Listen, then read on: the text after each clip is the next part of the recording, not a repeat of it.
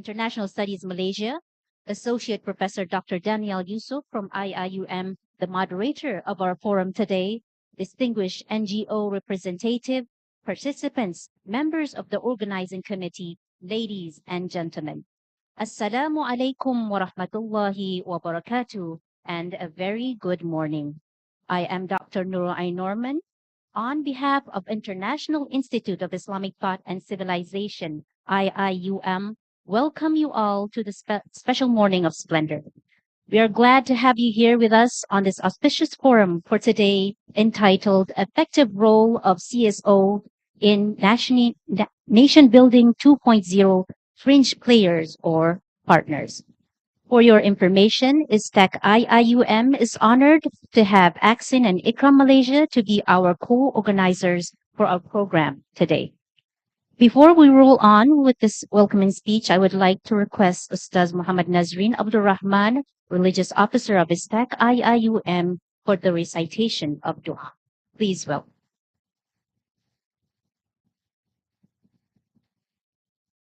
بسم الله الرحمن الرحيم السلام عليكم ورحمة الله وبركاته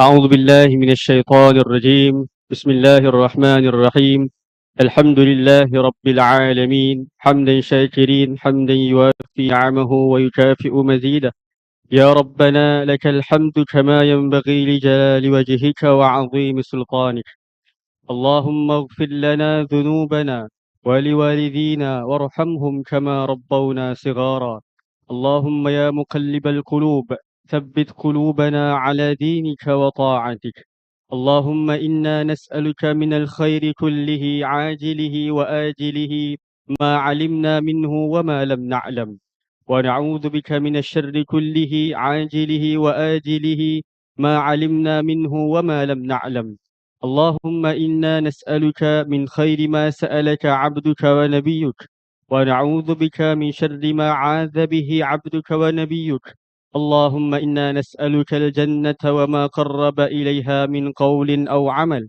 ونعوذ بك من النار وما قرب إليها من قول أو عمل ونسألك أن تجعل كل قضاء قضيته لنا خيرا.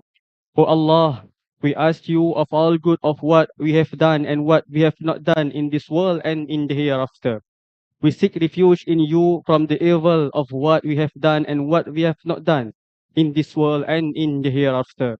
O Allah, we ask of you all good that your servant and Prophet Muhammad sallallahu alaihi wasallam used to ask of you. We seek refuge in you from all evil that your servant and Prophet Muhammad sallallahu alaihi wasallam used to seek refuge in you from. O Allah, we ask you for paradise and what brings us nearer to it of deeds and sayings. We seek refuge in you from hellfire and what brings us near to it of deeds and sayings. We ask you for the good consequences of your decree. اللهم انصر إخواننا المستضعفين في كل مكان وفي كل زمان اللهم انصر عبادك الذين إذا أصابتهم مصيبة قالوا إنا لله وإنا إليه راجعون. O Allah, please protect and save all our brothers and sisters who are tested by you in Turkey and Syria and in all around the world. For you, the most knowing all of good in this world and in the hereafter.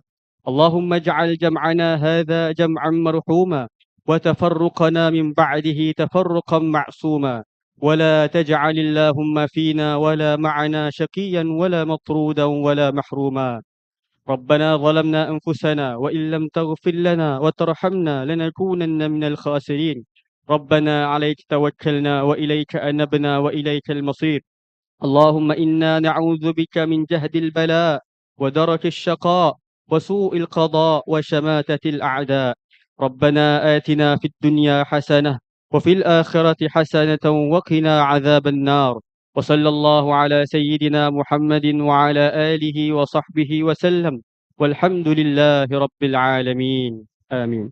Thank you. Ameen Ya Rabbal Alameen. Thank you, Ustaz Nazreen. Ladies and gentlemen, civil society organizations, as we know, are essentially the so-called intermediary institutions that create a bridge between the state and the people. A healthy relationship between the organizations and the government is very much determined by sharing common objectives. Therefore, we are here today gathered as a conscious society to discuss and bring forward suggestions and action plans for the nation building of our country. Ladies and gentlemen, I'm honored to welcome the co-organizing chairman of this forum, who is also the CEO of the Allied Coordinating Council of Islamic NGOs, ACSIN, Tuan Haji IR Muhammad Jamaluddin Shamsuddin, to deliver his welcoming speech. Please welcome him with a big round of applause.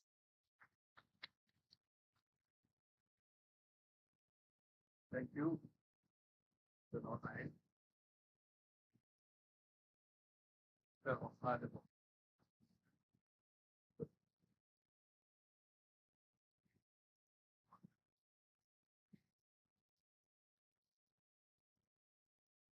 I was the radio about yes, the here is your place now.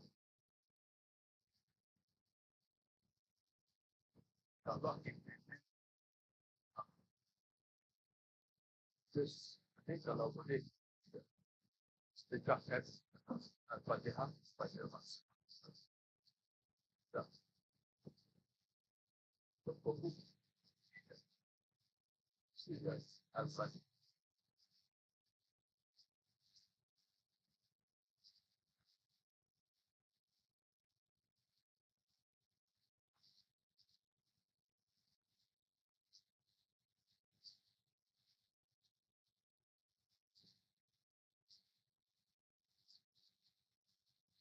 Professor Dr. Abdulaziz next. Finalist. One city quantidad. Dari kontol tidak. Semua masa dari yang tahu your certificates. Since the president of citizens. I am very thankful. This platform is the president as Ben right now. But thank you for your time and support. On behalf of the organizing partners, I'd like to take council of Islamic NGOs, ACSIN, ISTAC-IIUM, kindly welcome over to this seminar. Title is question mark. Question mark is hope to answer by the end of the session. Our special thanks from Dr. Aziz Pascal, National Supervisor, Dr. Daniel for making this roundtable discussion seminar a success together with our ACSIN. The seminar is also streamed live in IIUM YouTube, several Facebook live accounts of ACSIN. Our thanks too for the support of Subhani Group this year as a collaborating partner. Our distinguished panelists will be sharing their insights and wisdom with us today. Ladies and gentlemen, the objective of today's seminar is to make an attempt to assess the role of CSOs collectively in nation building. I'm going to use the word CSO and NGOs interchangeably, but basically they are the driving force that represents the civil society. And the question is, are CSOs important to nation building? If yes, are they accepted as partners or just seen as fringe players, only to be called when needed? Are they given enough resources and finance to be able to plan the activities, have a basic place of operation, full-time staff, and to be able to implement their annual plans? I have developed a simple I've developed a simple 7-point litmus test to evaluate if the hypothesis is true or not, whether we are Fringe players or partners. So there's a simple 7-point litmus test, and these 7 points will be analyzed by the participant group and maybe the panelists during the seminars. So I'm not going to go through the 7 points, but it will be surfacing during seminar. My hunch to that question is, I think that on this, I have my own hunch, having been a full-time CSO activist for past 18 years, that most CSOs have a shoestring budget to work on. To make things worse, the fund is not consistent. And sometimes it is, sometimes there is some and sometimes there is not. So we need to really work very hard to get the funds to fund our operations, basic operations. For Muslim-based CSOs, they are not allowed to collect tithes or zakat from tax. For example, in Asia, where you have 6 CSOs, Muhammadiyah, Sadatul Ulama, and so on, that are operating on zakat funds that they are allowed to collect, and of course, there are, however, some exceptions of reasonably well-funded CSOs that have a big membership pool to draw from. Sure. And government-based organizations coordinating the CSOs, however, are well-funded and are given big annual budgets. Yeah. For example, Yadim has a very big budget and it's consistent. And I think that is where a significant disparity in terms of the haves and have-nots among the CSO players. Local NGOs, by the way, that are riding on the Western, I don't know whether this is sensitive or not, Sharul, may not be sensitive. No.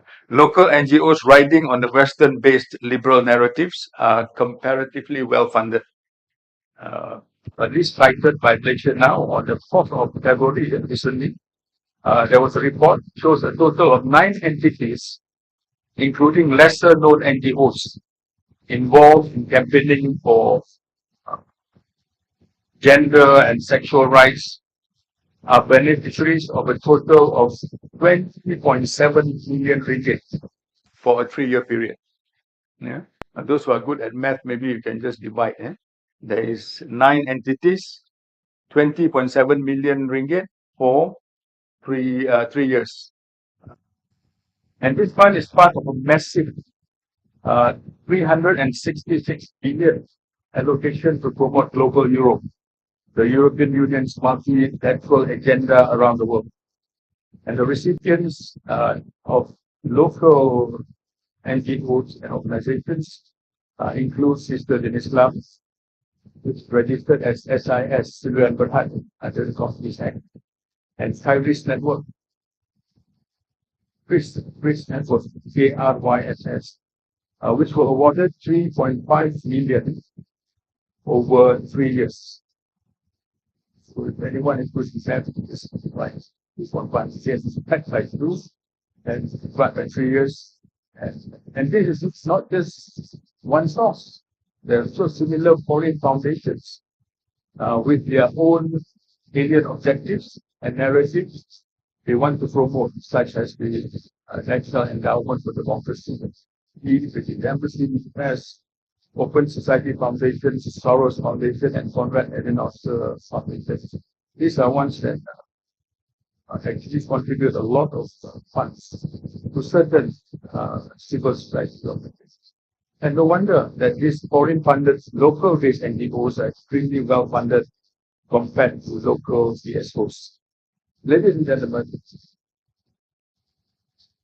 a resolution to this question today on the role of CSOs is more important as the nation moves to a developed status.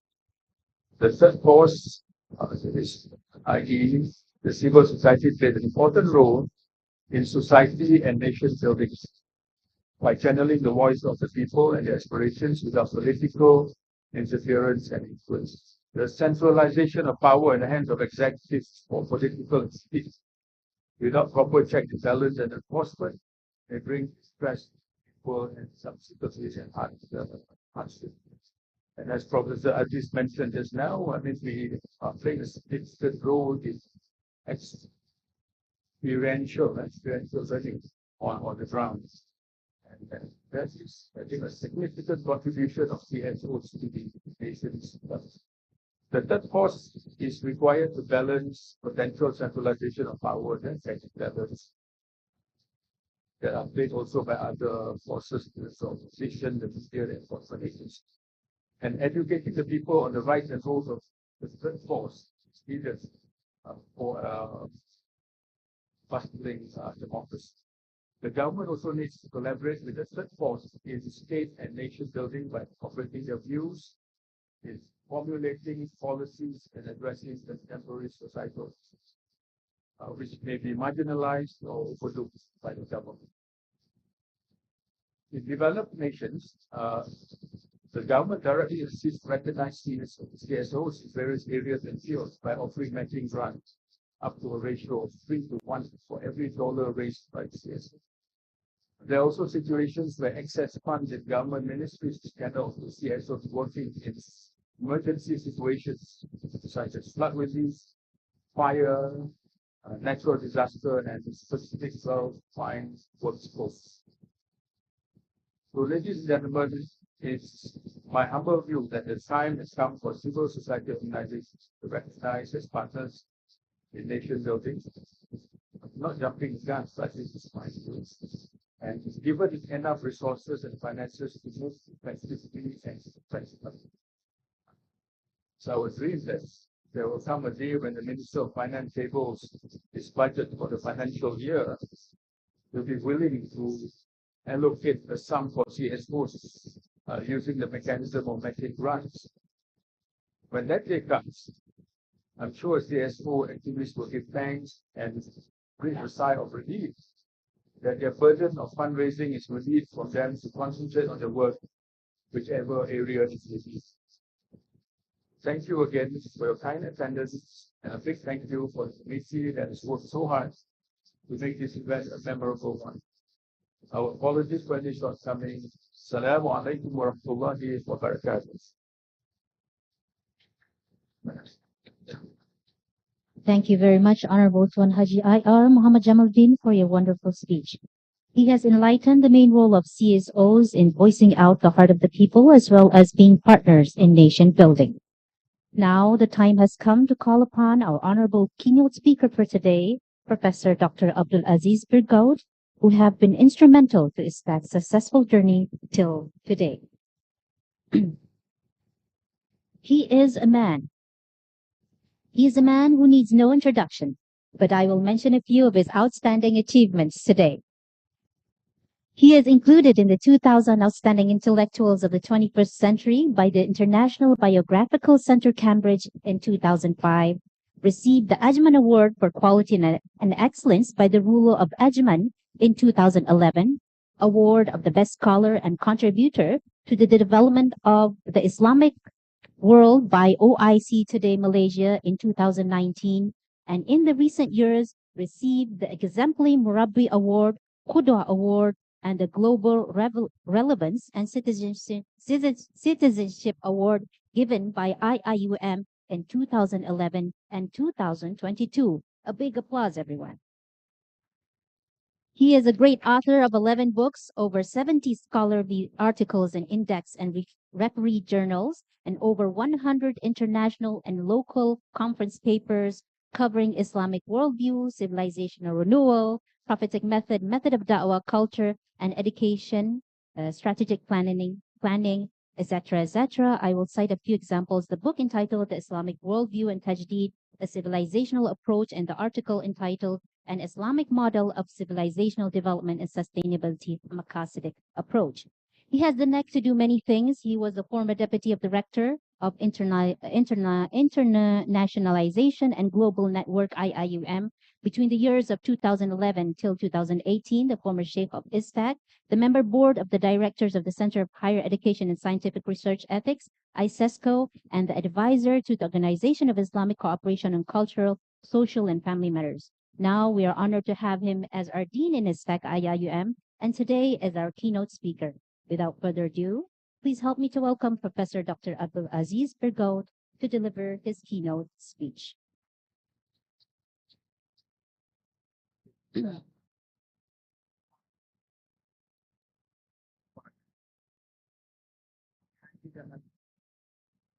Attention to Dean for organizing Chen and CEO Axin, our honorable panelists for this forum today, One Haji Ladisha Shan, Reem, President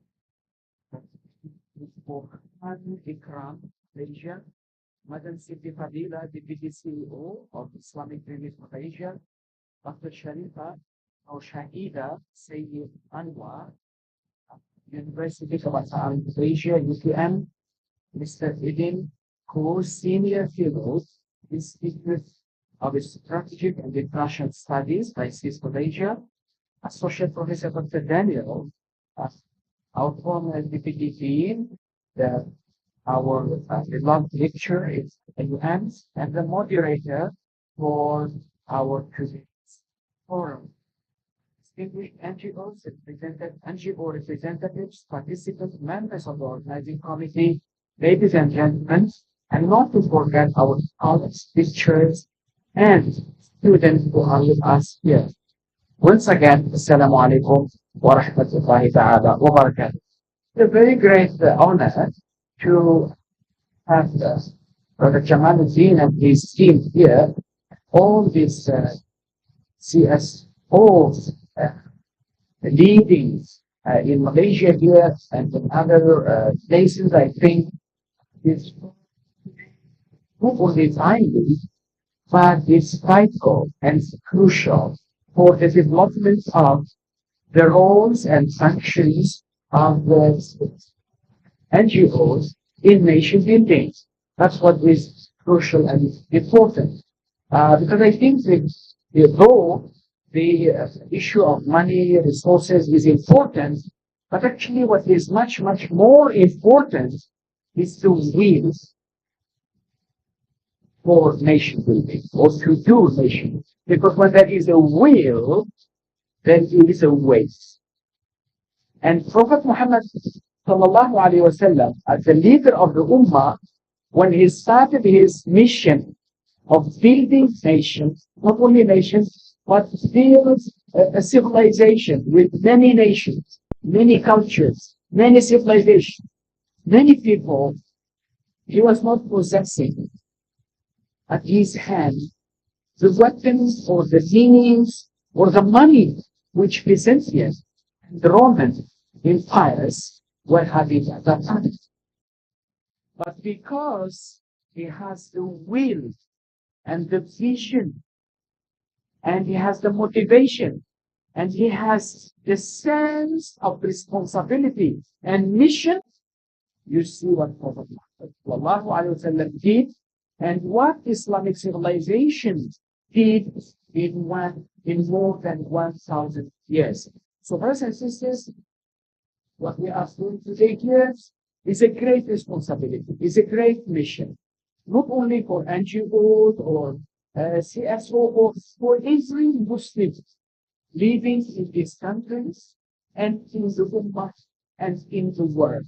It's as long as you are Khalifa on earth, you are vicegerent on earth, there is a responsibility upon you not only to do nation building, but also to do, as Mr. Khaldun says, ta'mir, populating the world. In Bahasa, we say tamadud, build tamadud. Our work is not only to do the activities and we have this also, we do this we do this, but connecting all the dots, we are doing tamadud. We are building the civilization. And our drivers here is the nation building. But what is beyond nation building is creating what the Quran says, hayat, a desirable life. The aim is to build hayatul tayyibah. And from an Islamic perspective, as Brother Jamaluddin was saying very beautifully when you talk about the liberal narrative. I'm talking now for the Islamic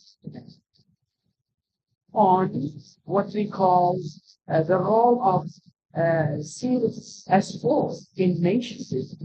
The role starts from each and every one of us as individuals, as Khalifa on earth, before being NGOs or organization for civil society or for science or for technology or for whatever. What is important is you as a human, as an individual, as Khalifa on Allah, Khalifa on earth. What do you do to accomplish the mission and message of Islam? You are Khalifa of Allah. You are supposed to do at least 4 things. Number 1, you worship God. Number 2, you populate the world. You do i'mar, you do ta'mir, you do ma'mur, you do tamadud. The 2. Number 3, you do what the Quran says, ta'aruf. Ta'aruf. We have created you from a single pair of male and female and made you into nations and tribes. You may know one another. The most honored of you in the sight of God is the pious, is the one who does good things. CSO does good things. But our CSO is based on the criteria of taqwa, criteria of dignity, criteria of respect, criteria of loving humanity, tolerating humanity, serving humanity, caring about humanity. So here were the germs and seeds of serving and caring comes. So brothers and sisters, as a Muslim, as a Muslim, we need to have our own narrative because the narrative is very important. What we teach to our children in school to become the CSOs of the future, not because of this policy or that policy, no, because he is a Khalifa on earth. By virtue, you are Khalifa on earth. Allah subhanahu wa ta'ala says in the Quran, كنتم خير أمة أخرجت للناس تأمرون بالمعروف وتنهون عن المنكر. You are the best Ummah evolved to humanity. Why? Not because you are amassing wealth, not because you become an empire and colonize others, not because you are material. No, because you are enjoying good and spreading khair and doing truth, and you are a good believer. And that's actually the core of what we call CSO, is when you have that understanding that you have a wajib, a responsibility, a mas'uliyah to serve your society. It's not a luxury. It's not something that you do. You do just, oh yeah, okay, when I have some time, I do it. No, it is wajib.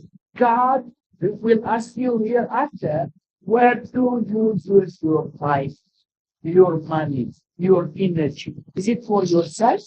Okay. Is it for others? Is it for your ummah? Is it for humanity and the world? So as a Muslim NGO, so we have a great responsibilities and great wajib, not whether we want or we don't want. We learn from ourselves, from the ummah, that if we don't do this, the ummah will fall. So these are the wajibat, the responsibilities that each and every one of us must do. So I come back, I live on earth, you have to worship God, you have to treat and do them as you have to create desirable life. Number three, you have to do the civilizational and cultural dialogue. No others are cultures and civilizations. We are living in a multi-racial and religious society where there is wisdom and culture from Muslim places and Chinese and Indian founders. How do we capitalize on it? To build the ummah, the nations of the essence. That's what Islam was. Oh, we are Muslim NGOs, Muslims, but our wajibs, our responsibilities is beyond this. Not only in Turkey and Syria, but in any place in this world where a human being needs you, you need to do and to help if you can. So, brothers and sisters, what you are doing there, what Axel is doing, all these CSOs are doing, it's something great. And we must support them. That's why when Brother Jamaluddin came and said, we want to collaborate with ISTAC, want to support of ISTAC, I think, that's my responsibility. Anything that we can do and the ISTAC, please, please go ahead. That's why we start faster the figures. Not only the CSOs and NGOs, but scholars, students, teachers, professors. So all this is our responsibility. In fact, as a professor, how to help in this? I can teach assistants in each class, but your wages, your responsibilities, then to care about, to help us, come as a form of when helping one another. So once I put this narrative, what we are doing today, especially in the context of the which is that is the and was it right? Bringing this idea and framework and approach and model of what we call ethics, besides ratio methods, is actually bringing another narrative on how we can translate cycle. And we can capitalize on this, especially this effort, really to do more, and I am sure that we would get it. Just to package, articulate our proposals, our initiatives with government entities, both can help us. Now, let's delve a little bit on this Madani's framework to read our news, interest, or motivator or driver to do more. If you read this Madani, I read the booklet 184 pages on spirit. Spirit stands for 6 important things. These 6 important things are in the core of Islam. S stands for sustainability. Istidam. Sustainability. Islamic sustainability, as mentioned here, is not just based on material gains.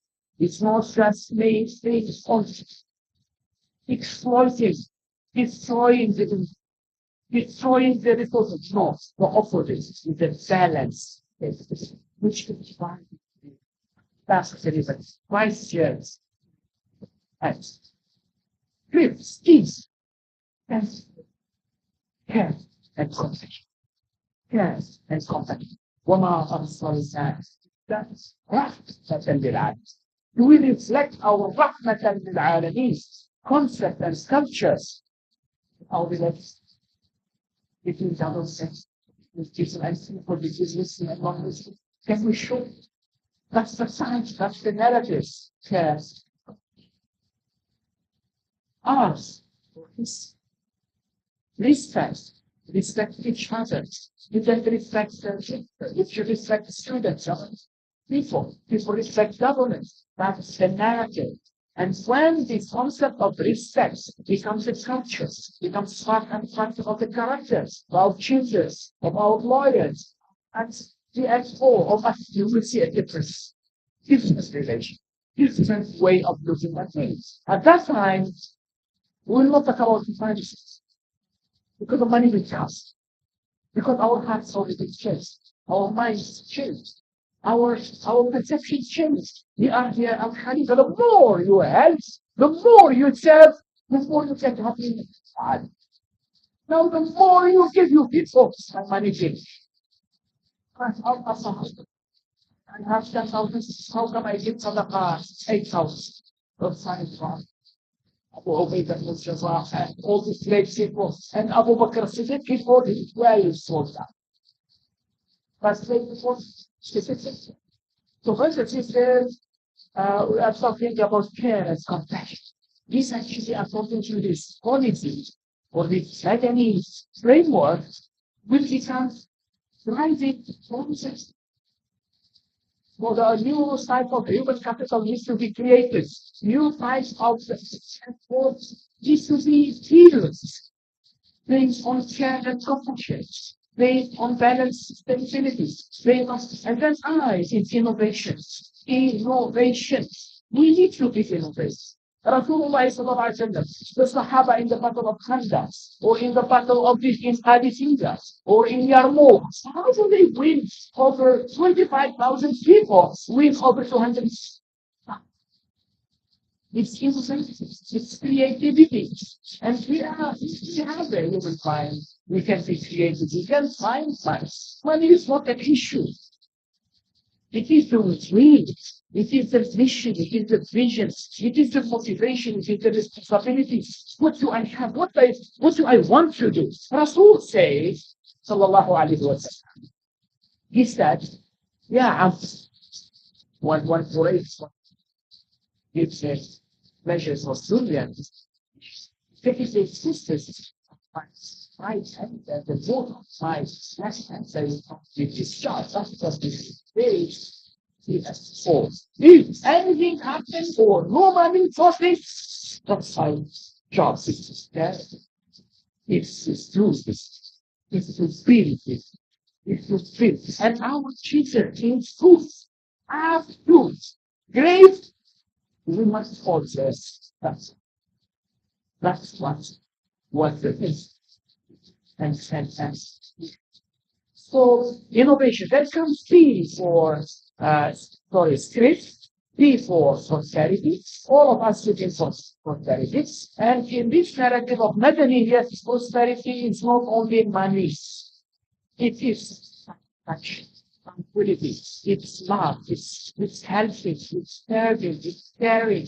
If we are having all these values, I tell you the little money that we have, we can do wonders. Worse, there are many nations very wealthy, but because they don't have that thinking, that sense, they don't all this money.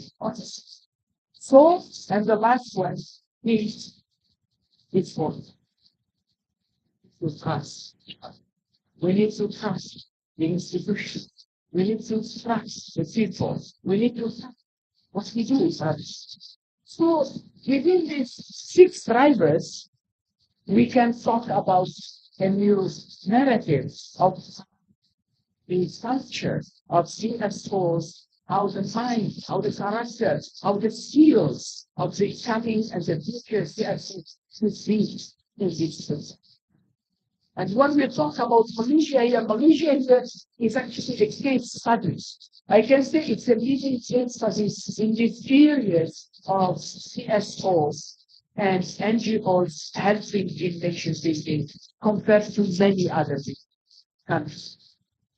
So we should always look, even go when you, Brother Jamal was telling about the shortcomings, about this, what we need, yeah, that's our reality here. But our ambitions is to reach this. And if we have this in mind, the time will come and we reach it. But if we don't have it and we are just thinking anything, that's what we really like.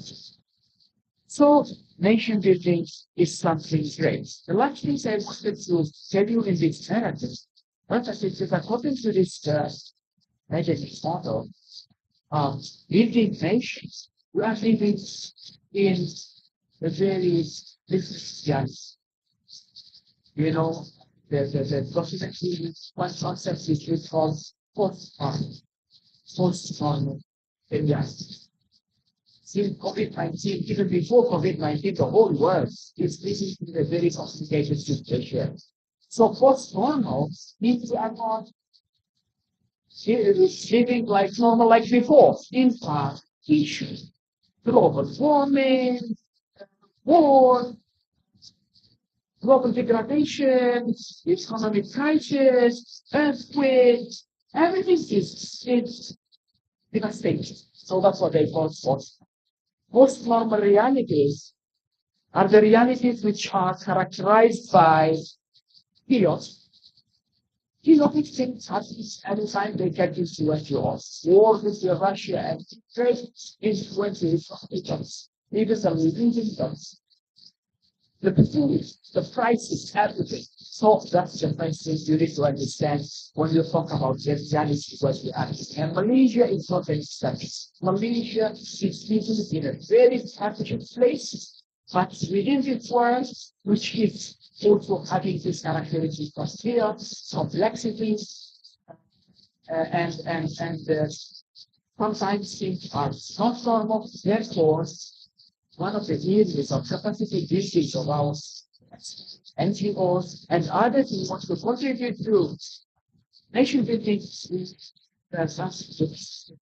which is awareness. Because why I'm saying this? Because we need new type of innovation to get these CSOs in this context, in these realities. Don't just think just they are small farms and not just programs today, programs no. Any moment all your programs can be destabilized, for example, has been happened yes. So we need to use programs which represents for what's happening and what will happen in the future. So presently, I think this is what I wanted to mention. That's narrative. I think this academic framework and approach gives us this opportunities for universities and people, and the rest need to capitalize. I think, as I said in the beginning, when there is a way, and I think you are leading, and you always implement to tell you this. Always our postgraduate students are with you here today, learning science, taking you as a leading models. So that's why I invited them by purpose to this and to see how they can translate this or this way of this to your and see. So brothers and sisters, with this, once again, I would like to reiterate this that is and will support you in whatever thing you can afford and your presence today in this place. Our countries in Morocco and Algeria, when we receive we say today, your presence here is great, and I would like to thank Brother Jamal. It's a great chance, and actually to be enough of all. I would like to thank that it's our great yes, system to raise and have kids is the hero. And our lecturers, our students, our scholars, our NGOs, or those I mentioned by name, those who are there by those for their names, so we know like Nama, like others, welcome and IIUM. May Allah save you. I pray for your success. More and more these activities for patients. Assalamu alaikum warahmatullahi wabarakatuh. It's a second round of applause for the outstanding speech. Thank you, Professor Dr. Abdul Aziz Birgaud, for your enlightening speech. As Rumi quotes that you were born with wings, why prefer to crawl? We as Muslim CSOs should go further beyond where we are today and where we are yesterday, where we were yesterday and we are today in nation building upon the principles of Madani sustainability, care, compassion, respect, innovation, prosperity, and trust, as stated by the Holy Quran. وهو الذي جعلكم خلائف الأرض ورفع بعضكم فوق بعض درجات يبلغ بما آتاكم سريع العقاب. Okay, we're supposed to give a token of appreciation to Prof. Abdul Aziz. All right. I take pleasure to invite our respected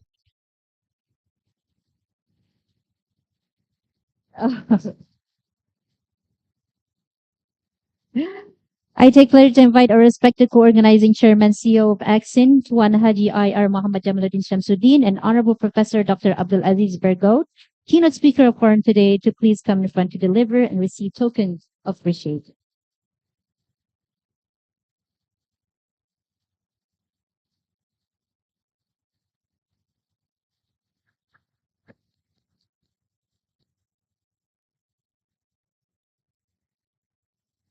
Thank you.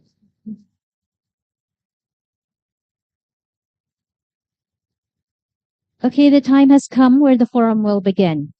Before I pass the session to our moderator, let me briefly introduce him to all of you.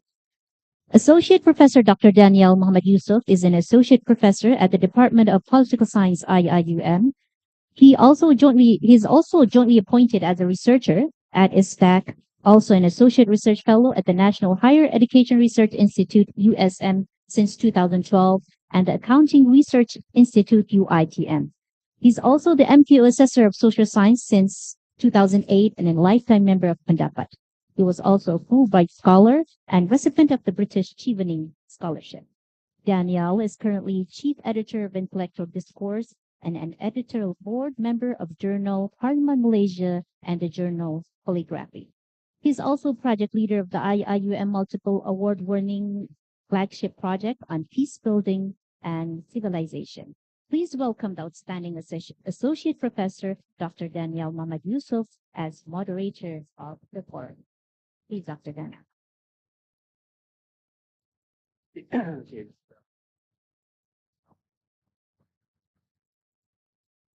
you very much for this.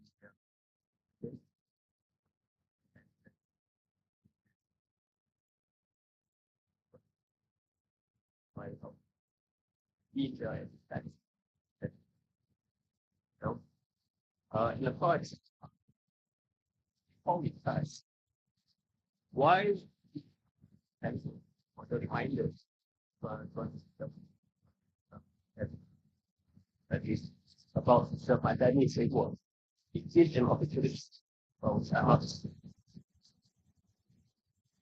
We've actually been talking about for the longest times in this public body was then before the concept of the Madani framework came about suddenly government.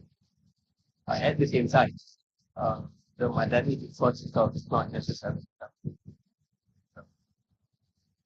and pelajaran forms and something that's potentially running on the platform. Madani because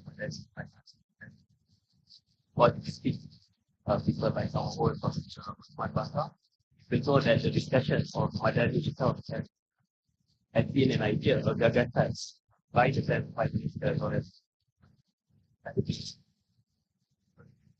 Essentially comes as some opportunities. The current sense. In fact, it's also tiny because of when it's again. Why is it? Why is it? Also, we should.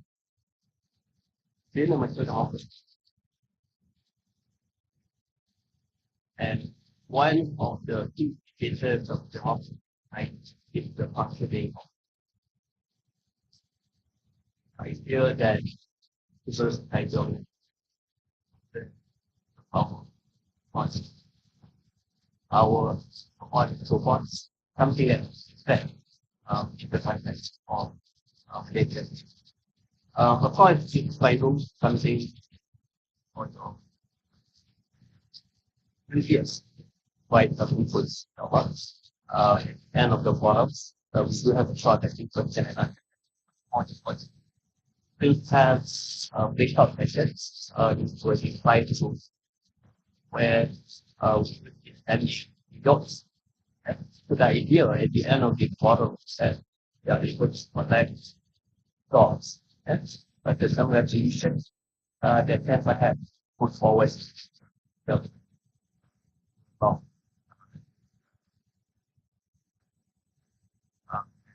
had the experience in the past where such resolutions do have insights on the governments that face changes of or something check.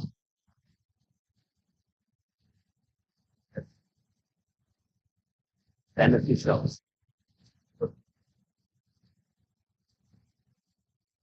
So in regard to our forum, what is this?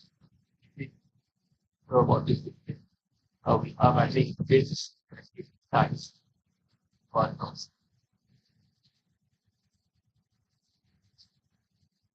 So I will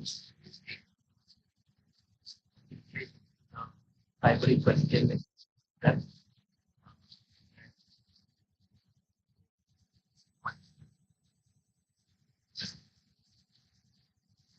so we have 4 analysts for today. First analyst. The first analyst is Patricia Samba, who is the president of Buhari System. The PhD is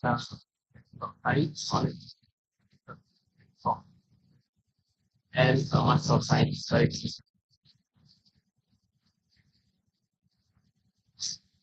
With comedy, was created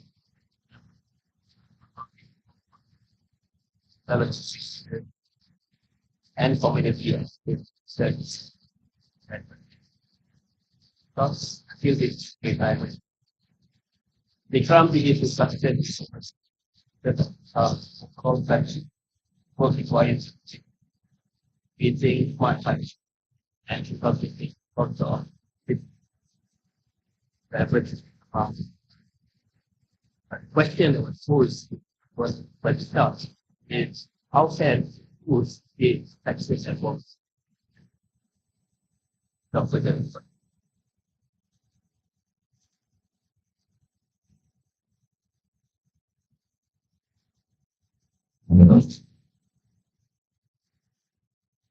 Bismillahirrahmanirrahim. Bismillahirrahmanirrahim. Alhamdulillah Rabbil Alamin. والصلاة والسلام على أشرف الأنبياء والمرسلين وعلى آله وصحبه أجمعين. ربي اشرح لي صدري ويسر لي أمري واحلل عقدة من لساني يفقهوا قولي. I have a slide presentation. First of all, thank you for the kind introduction by the Professor Dr. Daniel. One Haji Jamal Zain Shamsuddin, the co-organizing panel, your team, and also my team panelists. I'm sorry, I'm not able to the name of each one because we have limited time. And also my dear brothers and sisters from ISTAC and also from the NGOs and CSOs is later. Assalamu alaikum warahmatullahi wabarakatuh. Inshallah, I will elucidate or expound on how can CSOs create tactics of advocacy and influence policies. Inshallah, from the standpoint or from the experience of Graph. Now, Islam actually has fashioned itself as a strategic partner in nation building. Since 2018, or 5 years ago, we created these tagline And then we have the vision of making Malaysia a negara rahmah, or rahmah Malaysia. This was introduced in 2014. This was of course developed differently from Madani models. Developed on was we like it to be owned by the public in Malaysia. It's not just from Islam, but to be owned by the rakyat or the public. Now, we have 12, we have already identified for online the 12 characteristics of the Rahman system. We have 36 institutions under Ikram. We have currently about 26,000 members. And then we have 115 branches of Malaysia, including and also 16 branches overseas. And we have executive engagement with a lot of multiple. Now, in order to carry out the strategic partner initiative, we have embarked on a strategy of what we call Agenda National, or National Agenda. We focus on 5 areas: progressive society, competition leadership, national economic strategies, and institutions for nation building, and reform task force, reform teams, in order to promote these focus areas. We have also developed what we call a Rahmah Nation Index, or Index Negara Rahmah, to measure our progress and advancement in these focus areas. We've listed the 12 characteristics of the Rahmah Nation, and we have also done the calls for 2021 and 2022. There is a slight increase in 2023 from the calls in 2021. But nonetheless, it still remains at the moderate level of about 6.5. We're going to launch a book soon, which is entitled Malaysia yang Security Cards. Maintenance.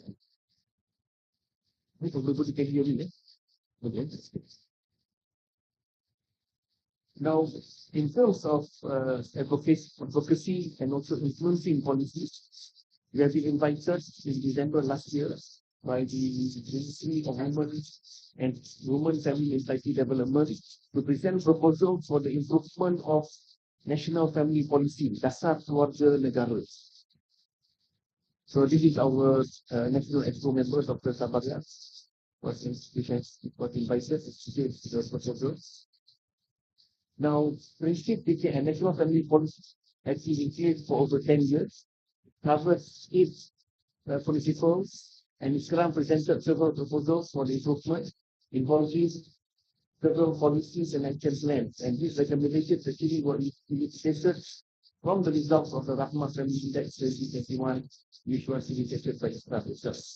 So from there, it's several procedures. The present government. Now, we have also embarked upon campaigns of the Lucky Hero Clauses since 2019. Men at Zero the family because it's very important, family development. Men takes care of the family, protects, nurtures, cares for the family. It has to play their role. So that's why this campaign. Because in Malaysia, actually, family, whenever it concerns family matters, it falls upon the mothers, falls upon the women. But we are trying to get the stand also false, very much false to the development families. So we've done this, and also we did this impact program. Use just covered for maybe 3,000 people in the whole. And for this, we got the Yayasan Hasanah grant of 300,000 to carry out this. Yes, due to the constraint of time and difficulty of more. But this is for improvement of academic achievement of children. But we are targeting not the children, but the parents. And the impact program. This is targeting the parents. Normally, when we say the improvement of academic achievement, we target the students. In this case, we target the parents to produce or to make a conducive environment for the children to excel. And this is targeted mainly towards the field for systems. Then the graduation ceremony as well. Dance various places. And this is the carnival, family carnival, which we did last year, 2023. And this is at state level programs, also this is at state level programs, because we have our reach in every state in Malaysia. Again, all this has been, funded by Yayasan Hasanah and also by our own internal generation of funds. So because of all those programs that we did, we were invited to present proposals to the family ministry. Now, the other one that I would like to emphasize upon is the Ministry of Education. We went to, on the 15th of December 2022, to present proposals to the present Education Minister, YB Fadlina Siddiq, and our head of education, Ikram, has been appointed as a member of the National Education Advisory Council, which we can. I think this is also another area that we want to embark upon the policy and implementing policies to the Our philosophy of Islamic education in Ikram this year, we emphasize on the Tawhidic approach, objective in developing and generating virtual cases in the holistic physical service and dynamics system guided by Al-Quran. The idea is to produce holistic individuals. Ikram Muslim Education Network, we have 56 schools all over Malaysia. We are the second biggest private education system after Dongzhong. Dongzhong is the Chinese private education system. We are the second biggest private education system. Again, we've done this for the past 30 years. Our first free school started in 1940 years ago. So that means we have extensive experience in education. So that's why we can come with strong proposals, done set grants. We already have solutions for the educational programs, how to enhance education programs in Malaysia. This is a map of the Ikram Muslim School. We have schools in every state, including Sabah and Sarawak. We also developed the international policy rate assessment, and for this we have a bilateral arrangement with the Examination Board of the Malaysian Ministry of Education. Throughout new strategy to implemented in some schools in Malaysia and also in Indonesia. This is the nota kerjasama perkhidmatan dalam bidang pentadbiran pendidikan education assessment. We done this in 2018. This idea of information consideration assessment was developed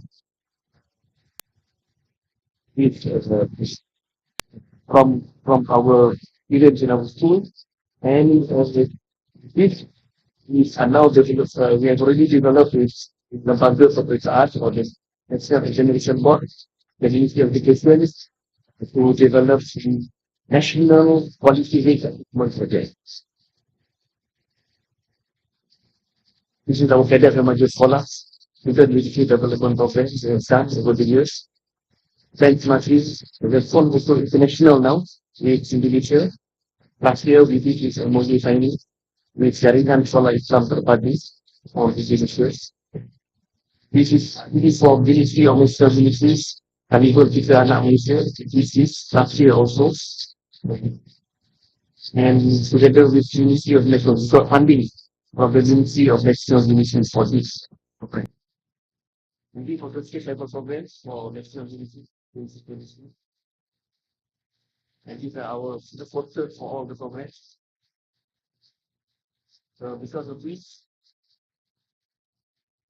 these are the engagement in 2022, 20 organizations involved in the National Ministry program that we did last year. So because of this, JCNIM, Jabatan Perpaduan Nasional, Jabatan Perpaduan Negara dan Integrasi Nasional, Ministry of National Security, wants to sit down with Trump next week, inshallah, to look at Trump's activities on nationality for 2023 with the possibility of joint venture and also funding for our.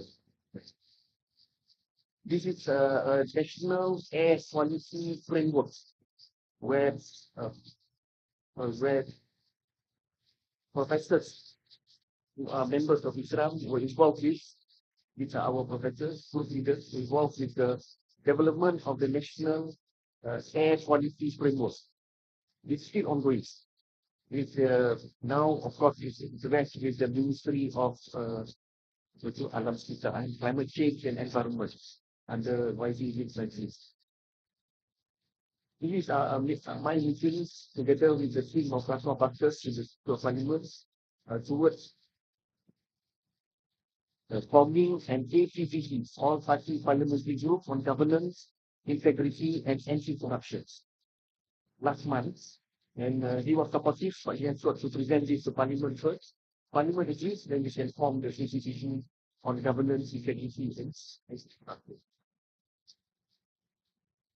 In summary, actually, CSOs can create effective advocacy and influence national politics. But we need to have a strategic mindset. What areas to focus on? What strengths do we have? How we should frame our what we want to present to the government and so on. We have to have that strategic mindset. We need to do quality research and also backup proposals with the data. We cannot talk about generic anymore. We cannot talk on the surface anymore. We have to come up with for policy proposals, but backed up with quality research and data. And towards this end, inshallah, we have already had some tradition of a think tank, but we want to build think tanks for this particular work. We need to have proof of concept as well. We need to test run our policy recommendations on the ground. And alhamdulillah, to this extent, we have the state branches and so on. We have our schools, so we can test it, on the ground. And the other important thing, my dear brothers and sisters, we have to have also strategic collaboration, partnership with the CSOs. We cannot do it alone. IKRAM also cannot do it alone. Although we are a big organization, we are one of the biggest Islamic organizations in Malaysia, but we cannot do it alone. The work is just too much. We have to do it with other people, and that's why we do it in partnership with other CSOs and institutions. I mentioned just now Yasana Sana. Actually, last year, 2022, we got 1 million ringgit from Yasana Sana. And also from the Middle Freeland state government, we also had another 1 million. So it's possible to get a few millions from the agencies and the government agencies, and also from the funding agencies. It's possible. But you must have your track records. You must build a track record. You must build your network on the ground, and then people become confident. So that's it in my last point is funding can come from various sources. If you have a track record, people will come to you. You don't need to go to other people, but people will come to you to find. So this is what you've done great work, but we want to find you. Tanah now is opening proposal for 2023. Inshallah, they can have their pretty soon. If any of you are also interested in it, you can also apply to Tanah because they are the CSOs of Khaldun. Khaldun is the sovereign fund of Malaysia. So they develop this with CSR arm, which they call Yayasan Khaldun. So they put more money into this. Okay, so any people can apply to get money from them. So my dear brothers and sisters, inshallah, if we do our work with sincerity, and we change ourselves, Professor Dr. Aziz Bagraus is serious. Now, there was one fact already, famous Algerian philosopher, Malik Jindani, very famous Algerian philosopher. He said once, I think it's also in truth, that in order to go against colonization, you have to remove the colonizability inside your own self. And then you must change your own self. It's the substance that we can leave. We have the potential. Muslims have got the potential. We are Khara Ummah. Allah is source upon this. the capability and the mental toughness, the mental capability, and the strength of mind to think out the strategies, the ways to do it, so on. We can use each other. So therefore, why use these capabilities in strategic collaboration, the resource, to build the networks, to prove ourselves, and inshallah, we can be effective advocacy and influence the policies of the place. So in this sense, we want to consider ourselves as partners. We develop the nation. We developed the second-line strategy partner in nation building 5 years ago. We are continuing on with it. Now we have a big opportunity with the current Kerajaan Persatuan to do this. And inshallah, with your help and also with your support, I think we can do this. Not Malaysia to become a better nation. Not only national, but also wabillahi taufiq wal hidayah. Wassalamualaikum warahmatullahi wabarakatuh. Okay, thank you. I think um, great example in self-assessment, forging strong partnerships that is realistic. I think to a certain extent it's really incorporate most of the values that are associated with the minority work. And at the same time, we do all the best of luck. So it's like, I can't keep all of them are considered. The last website I got to have like this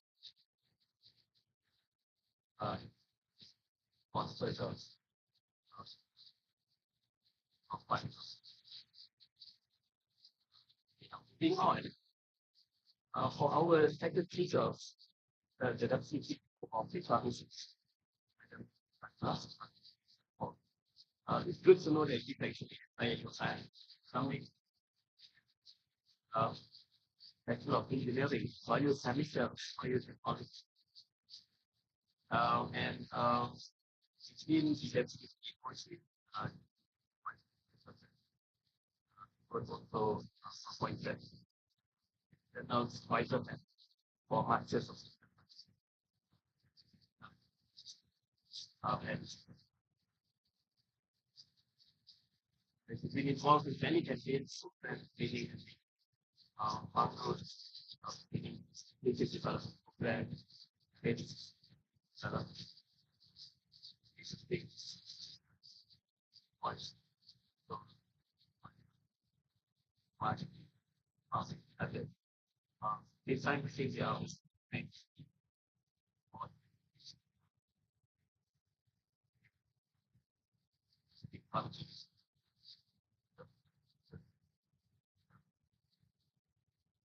don't for the this next year from the example.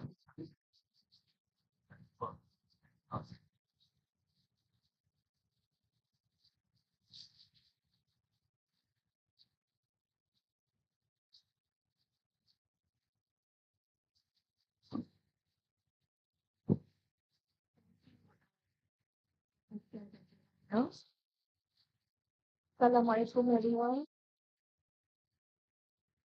I am Muhammad Jamal from Spain, your experts, lecturers, participants, esteemed analysts, brothers and sisters. I was given the topic of challenges of the successful interventions to create a successful intervention.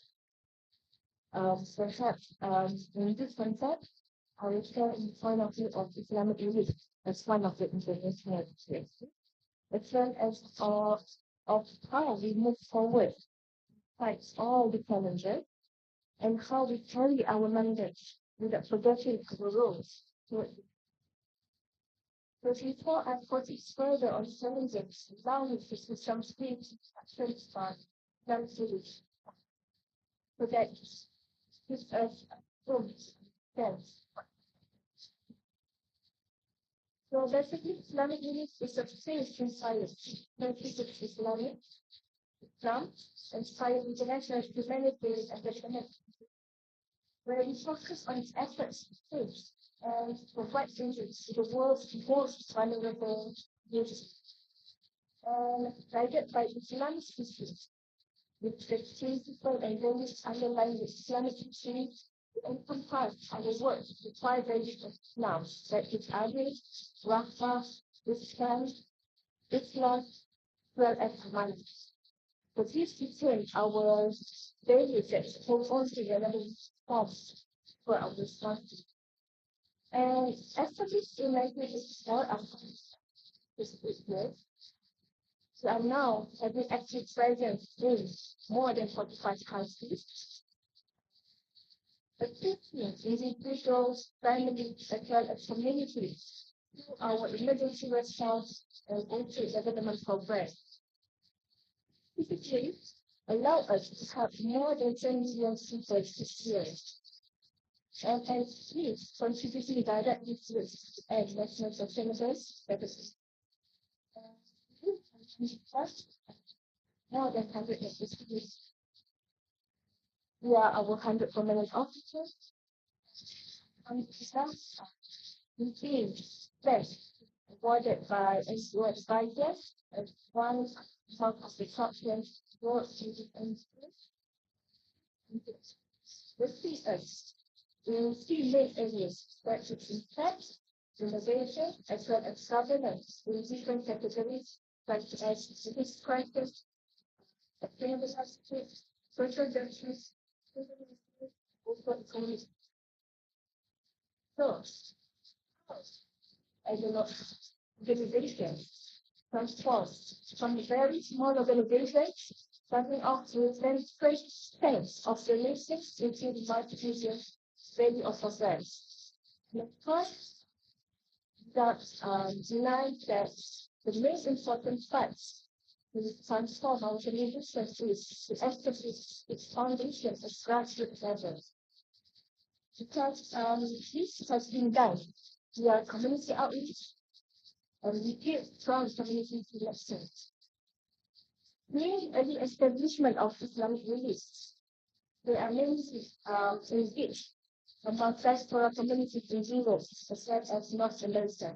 And as time goes by, the source communities for this Islamic religion. And very soon, what Asia, where there is growing in terms of humanitarian assistance and also lots of ongoing conflict and disasters. And the second one, roles of the group. As been mentioned earlier by our Mr. the CSO is actually the main role is actually, and for Islamic religion because the other side of the world is what are suffering, whereas the other side of the world, lots of resources. So we became the peace to bring all those resources to be given to the other side. So in fact, even though we may not manage to do everything, but at least with the engagement, with the several engagement of different stakeholders, volunteers, Alhamdulillah, we try to cover as much as we can. And in some countries, unlike in Malaysia, because in Malaysia we do have zakat authorities very structured and well organized, but in some big countries where Muslims they don't have that kind of opportunity like what we have in Malaysia. So we become the bridge.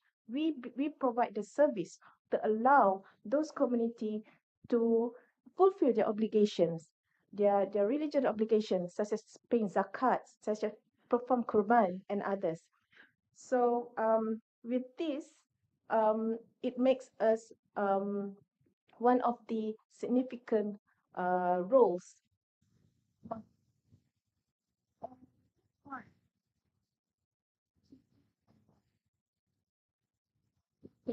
Constant connecting people who are close.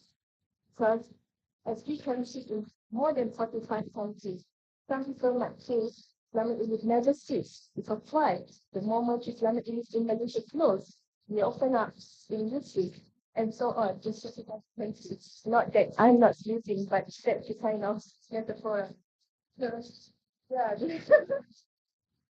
So that's because the need growing It demands our presence in those countries. And unfortunately, even though we are state-based organizations, for our release is that releases. But unfortunately, most of the countries which directly affected with ongoing conflict and injustice are our brothers and sisters.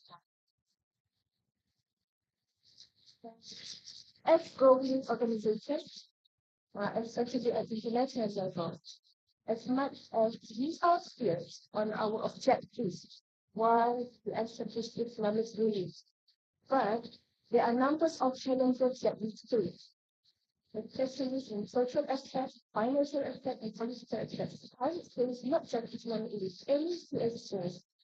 Before at international level, you will see a different atmosphere, what kind of challenges that we are facing. And but in the context of Islamic beliefs, because Syria, the name of Islam itself, and especially our presence in most of these where Muslim are minorities, it creates stigma. And some might think that we did Da'wah, we are Da'wah organizations, but actually we are not. We are purely humanities that we are faces. But it's just allowing people out there to face different perspectives for ours. And as this stigma doesn't enough, we also affected by Islamophobia, really because our names, because of our logos. But, and this bring along many aspirations, even discrimination by the. And you can see, if you Google, you might find a lot of negative stories, a lot of negative fears, false accusations that bring stress to us.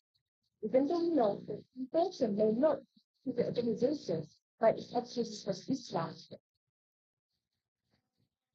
We spend a lot of time in our community, our resources fighting against this, even though we don't want to put our resources into this, but we have to. And some might say, why do you need Islamic village? Why don't you teach them? By the basis, because of this Islam, because of the Islam of the death, it is more reason for us. We need to prove people out there that even we are Islam organization, faith-based organization, we are similar like other faith-based organization. We can perform our work professionally. We can comply with whatever restriction and compliance that they do, and we can do things differently. And some more, we wanted to prove that we are peace religions. It brings aid, it brings relief to the people. So that's the reason why. And as much as we are very clear on this, the social challenges that we face actually contribute towards the financials and also political. In fact, the other two challenges, I would say in financial, most of the countries that we work are very complex, very environment, very unstable, ongoing armed conflicts, even big disaster, they are underdeveloped countries and so on. So in terms of financial management, fund management, to all banks, we are considered high risk. And sometimes this definitely will directly affect our effectiveness. In some countries, big developed countries, they even give instruction overnight for us to pull out our fund. Imagine 500 orphans. They instruct us to pull fund. It's just overnight. But fortunate that because we are a big family, we have each other to cover this and make sure that this orphan continue to be sponsored. And also, we experience where we have projects, million dollars project in Afghanistan. We used to transfer without any problem, but it's just a matter of they just tell that we are high risk. It takes months for us to transfer, and the projects delay in start. So this is kind of financial challenges that we are facing, and not to mention other countries like Sudan, Somalia, Yemen, Gaza, and others. So it's an ongoing challenge, but we do believe as long as we maintain good governance, we comply all the process, definitely we will come out clean and be able to proceed with the implementations. And for instance, in Palestine, we used to have our operation in both West Bank and Gaza since 1998. But unfortunately, with the ongoing attempts to make sure failure in our operations, unfortunately, in 2018, we need to close down our operation in West Bank after several attempts, ransack and so on. So we need to close down. But we still have, standing strong in Gaza. We still have our operation in Gaza with more than 100 staff. But we have to make sure, because we manage operation with a lot of cautions. We screen all our partners, we screen all our suppliers, even staff. We need to do background check. And at the same time, we do this just to make sure that there's no risk that our funding being used in a wrong way. And we also have regular audit of our operations just to and have multiple safeguards to ensure that fund is used appropriately. So, brothers and sisters, all the process, they are not cheap. They cost us fortune, but we need to do it. And in terms of political, in some countries, especially when Muslim are minority, it is a very easy vote. You will get easy vote when you suppress the minority in some big countries, and that includes us. And sometimes they just give statement, and the next day it create chaos to our office. And even some office, because of the political change, we need to close down. We experienced that in Egypt. Same. And also because we are present in very unstable countries, some of the policy are very inconsistent. At one day, you are allowed to do your operation. By the very next day, you are required to get out from the place. So that kind of situation we face every now and then. And Alhamdulillah, these are among the three of the biggest threats. And we become the target because of who we are, because we are the Islamic organization, and also because of the size. And but among the challenges, aside of all the challenges, what more important are how we overcome all the challenges and continue to grow. As I mentioned before, with all the threats, with all the obstacles from social, from financial, from political, what most important is actually to strengthen our presence globally through governance. I know it's very expensive, it's very time consuming, it takes a lot of efforts, but it is very important in our situation, in our position, that we develop very strong governance. And how we develop and strengthen our governance as we grow globally is actually by having appropriately skilled, knowledgeable staff. This is very important, especially to understand legal requirements across countries that we work, because we are in more than 45 countries. So we need to have somebody that well versed in those countries. And we need to continuously developing and reviewing all the process to ensure they are strong from a compliant lens. This is what I mentioned. It's very time consuming. It needs a lot of efforts. And at the same time, while reviewing, while developing process, we also need to be aware all potential risks that try to mitigate them as best as possible. And whenever we look for solutions, we must not think the solution for now is for the future. For instance, I've been with Islam nearly 15 years, and I've experienced, I think, thrice or more that we've been hacked globally. And this hacking is not just an ordinary parties. It's very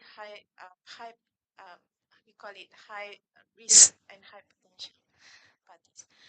And what we learn from that it's very important for us to build a system that can make us resilient, not for that particular first time that we've been hacked, but also for the rest of the time. To make sure that the moment we've been hacked, within 1 hour, we will able to activate our website and other digital platform. So this is very important. And what more important is for whatever process that we have, for whatever process that we have in place, we must ensure that every country office understand the local requirement and work around this. At global level, we have a certain standard process, guidelines, code of conducts, but we need to suit it at global and local level. So whatever we have from worldwide, it is our responsibility at Malaysia to study and to see and to adapt in our local requirements. And number two is actually the local footprints. It is very important that when you work across the globe, you need to aware that it is your responsibility to develop the local community. And to maximize our impact, we must build the community resilience. And Islamic Relief, we develop the local capacity and local partners to work alongside us in delivering the effective aid and development. We establish our operation locally for each countries. For instance, when in Turkey and Syria, we've been there since 2011. And with the capacity of 160 staff on the grounds, they are local people. So when the earthquake hit recently, within 1 hour, they're already on the ground. And within few hours, the aid is already distributed. Why? Because we have our established warehouse, we have our established suppliers, well connected with the government and others. So when you empower and establish your local presence, it helps you to be more effective in distributing and also in terms of cost. So our commitment to working with communities and local actors and organizations in an inclusive manner enable us to respond timely. And this is one of the advantage. And I believe it should be one of the criteria if you want to go international for CSO. And the third one, establish external relations. With all due respect to the challenges that we face, false accusation, negative story with the media, we must have very expert external relations. Strong PR and media is essential. And advocacy and engagement side must be strengthened. So we need to do constant lobbying and continuous educating and awareness people outside about who we are, so that we can reduce or we can reduce the whatever perception that has been built, and also build good rapport and relationship with the government for long-term engagement. And having a great communication is a bonus. I think it's a need for everyone. We must have a good, great communication team in order to help us to educate the public. And also through global advocacy, push for positive change, particularly on climate change, gender justice, and forced displacement in the context of Islamic perspective. It is very important because we work in countries with, especially those countries that in needs, majority are Muslim. Sometimes they have um, a different perception on our practices. So it is our roles during advocacy to educate those people about the right things from Islamic perspective. And in terms of outreach, this is very vital because when you are Islamic organization, that doesn't mean you restrict yourself to engage with Islamic community. We go beyond. In Malaysia, we do partnership with non-Islam organization as well, non-Muslim organization as well. And in fact, we also have one of our icon, the Chinese, Dr. Su Wincy. So because it's very clear that even though we are Islamic organization, we go beyond race and religion. So, and because of our presence, having more strategic partners in country where we have no office also is one of the approach that can strengthen our presence. So, with these opportunities, things, governance, local footprints, established external relation, and broad outreach, it actually strengthened the family of the organization across the global, safeguarding the organization from threats and challenges, and also allow us for a continuous growth and innovation. And inshallah, my last slide, our roles towards the nation buildings. It has been our principle that whatever things that we are doing, whatever programs that we are designing, we must associate with empowerment, sustainability, and high resilience. And towards nation buildings, of course, our aims is to address the most disadvantaged families and their communities by empowering them to overcome poverty and as well as vulnerability. This is not going to be an easy process. In order to help them to establish the sustainable income and livelihood, it takes time. In order for them to build resilience, it may take years. But we have to be committed into this. And for each countries that we work, there are additional local contexts of specific drivers.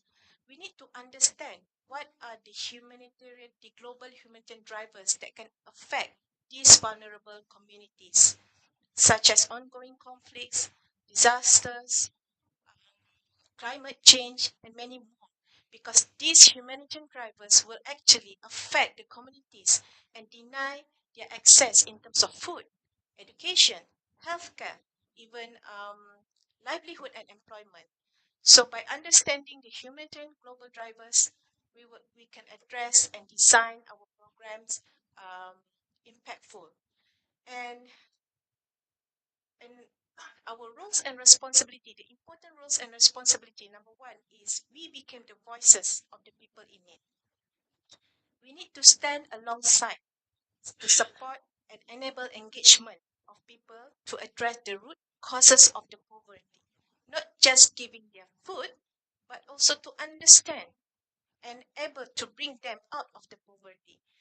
And with our integrated programs and approach, combining our humanitarian emergency response, sustainable livelihood, and other long-term programming, we will address the impact of those root causes within the families and poverty. And these are actually, we have a very dedicated team to do this at global level. And they are very expert in whatever problems happen across the globes. So this need to be done by people with appropriate knowledge and skill. And for emergency life-saving response, it is most effective response are those in which local partners are being empowered. Like I mentioned in Turkey, we have to establish our local footprints, we have to establish our local presence, and as well as develop the capacity locally in order to make them deliver the aid effectively. And on our work on the longer term in terms of resilient buildings with communities, partners, and other actors will include working with them on risk reduction and preparedness for future crises. During emergency, yes, we do give aid to relieve the burdens, but at the same time, we need to educate them in terms of disaster risk reduction and preparedness, so that it can mitigate the risk whenever the disaster strikes again. Because some people, they live in a prone disaster area. They just live there, continue to stay there for generations. So what more important is to educate them on how they can survive for the next disaster. And the second one is training communities and partners and others to deliver life-saving emergency responders. Whenever we present, we engage with lots of partners. Even though there's no Islamic relief presence, we work with the local organizations and empower them. And in some countries, integrating community partners and government climate change adaptation in our programs. So this is something like in Somalia, because you know that water is very scarce, it's a drought. So they work with local government in terms of climate change adaptation program and work with communities on peace building and conflict management. So we understand that in order to come out with a program, it's not just a matter of providing relief and you feel okay with that. It is our responsibility to think about the value for money, the impact of each program that we design. And I can say that, for instance, in Malaysia, in terms of sustainable livelihood, even every region, we have different approach. For instance, in Peninsula, we focus more in income generation by small businesses. We identify families that have the potential to become an entrepreneur. We give their knowledge. We enhance their skill in terms of financial management and marketing. And for instance, one of the entrepreneur, previously, she just generate income of 500 ringgit per month. And after she completed 6 month programs with us, she managed to generate 20,000 per month. So we believe that with the right way, with the right approach, it can be impactful. And for instance, in Sabah, may not be similar in Peninsula. So in Sabah, we know that the communities are towards farming.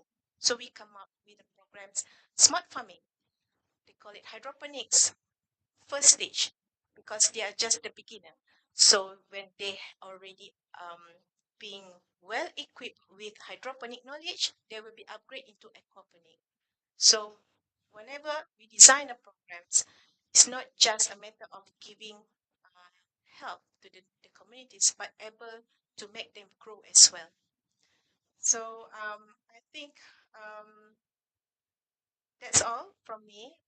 And I just want, before I end the session, I just want to say that in order to make a very impactful program, we must have a very dedicated team. And I would say in Islamic relief, we do have staff that have been working for 30 years, 20 years, 15 years within the family. They are very dedicated. And this actually is a good sign to show that we are very serious in delivering these responsibilities. So with that, thank you very much. Thank you for listening. Okay, thank you, Madam Siti Fadila. It's heartening to listen of the achievements of Islamic relief. But at the same time, as you mentioned, there are, of course, challenges, right? And rightly so, you mentioned about the difficulty in dealing with governments, with states, the changing of policies because of the changing of governments and so on. And this brings us to our third speaker, of course. The purpose of having this forum is not to sing praise for all CSOs, but we're looking at issues as well. What is problematic in, for example, Malaysia's landscape? And for that, we have Dr. Sharifah Nur Shahida. So let me introduce her for a bit. She is a lecturer in the political science program at UKM. Her research interests are cultural politics and labor movements. She's also published several books and articles, among them Punk, Penentangan dan Politik Transnasionalisme, Braver dan Hipster. So really catchy stuff actually. Ekspresi sub-budaya remaja di Kuala Lumpur, so subaltern identities, I suppose, yeah. And Kesatuan Sekerja dan Hubungan Kerjaan, artikel sorotan.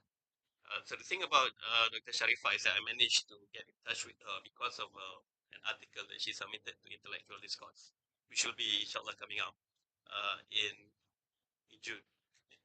And because it has a very different, I think, discourse on the civil society landscape in Malaysia, so I decided to invite her here so that she can share her ideas on some of the challenges pertaining to the relationship between state and society, or state and civil society in Malaysia. So without further ado, I invite Dr. Sharifah Roshni. Hello. Okay. Assalamualaikum and a very good morning to all of you, okay, brother and sister. Firstly, I would like to say thank you to the organizer for inviting me to this seminar and for giving me the opportunity to talk about civil society organization. To answer your question, how does the government or the state perceive the role of CSO in nation building?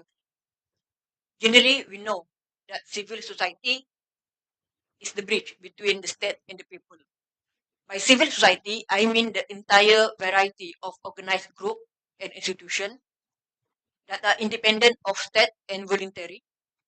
However, the NGOs, like the one in this room, I think are the most prominent and the most important subset of CSO. They should respect the rule of law, individual liberty, and right and the freedom of others. And beside that, tolerance, diversity, and pluralism are some of the connotation of the word civil.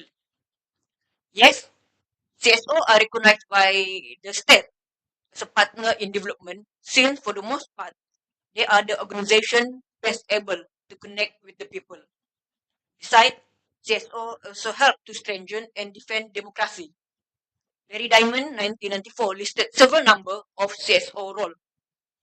This role include limiting state power and holding politicians accountable, offering an alternative platform for democratic discourse or political participation, enhancing the political value of society, developing a better awareness of the right and obligation of others, and also, many more. Okay. Furthermore, civil society can help the state in realizing local development and nation building. They have been playing a significant role in the public policy process by responding to the current issue and giving criticism on certain policy making process. Recently, the state seemed to be opening the door more widely for the involvement of CSO, for example, by engaging them in forum, seminar, appointing them as committee member, commission member, or senate member, representative in dialogue, and many more. There are also some CSO that receive state support and funding, especially those that share the same view with the state. Consequently, the state also may co-opt the civil society. But at the same time, several CSO are still typically regarded as a threat or as being against the state national interest. The state actually has already enacted several prohibited legislation that deter the CSO liability, especially the political NGO, to exercise their fundamental right. Some of them had to register as a company so that they can move and operate more freely without many restrictions. Therefore, there are some CSO that might become a partner to the government, or there are also other CSO that become swing player. However, in my opinion, the description of civil society and civility raise pertinent issue on the future of our civil society and democracy in our country. My research, our research together with Associate Professor Dr. Muhammad Takidun Ismail, also from my university, UKM, are looking deeper into this context. This is because, in general, the so-called CSO in our country are located in urban areas, predominantly made up of non-Malay, prefer to use English language, and fight for middle class issue. The formation of civil society organization like this is typically regarded as a progressive phenomenon and satisfies the requirement of a democratic system. However, this civil society organization and some scholars tend to categorize the organization that support racial inclusivity or identity politics as uncivil society or anti-democratic, particularly the Malay Islamic NGO. At the same time, this phenomenon frequently targets the uncivil society as being unfriendly to democratic practice. Leader and academic from the Western also frequently refer them as conflict trigger and not good for pluralism or diversity. This repeated narrative, including from the media, has supported the idea that CSO fighting for democracy, human rights, good governance, and others are the only organization that can be considered as part of civil society. Meanwhile, the Malay Islamic NGO, which is known to have anti-democratic tendency, is normally concentrated in uncivil society category. This dichotomy shows that there is no balanced study and analysis in civil society study. We therefore seek to address whether Malaysia civil society can truly be said to demonstrate civility as it is frequently uh, defined. Is it accurate to say that Malay Muslim NGO is example of uncivil society? Why is there room for such contrast? Why is there this difference? Often, the idea of civil society disregard the notion that CSO may also have weakness such as clientelism or hierarchy. Yet, classifying NGO as uncivil group based on race, nationalism, religion, populism, or reactionism would ignore the fact that they actually also represent the opinion of their followers who come from the lower class, from the ordinary class, and from the grassroots. Furthermore, funding has an inevitable relationship with the civil society development. This claim benefit in reaching the individual for whom help is intended have come under increased scrutiny due to the motive of funder, political influence, organizational constraint, and internal agenda. Besides, serious weaknesses in CSO ability, accountability, transparency, integrity, and capacity to address equality issue have come to light. Due to this, the community is becoming increasingly skeptical of their effectiveness, and the previously positive global perception of the CSO has changed to the one that is more critical and even called into their legitimacy.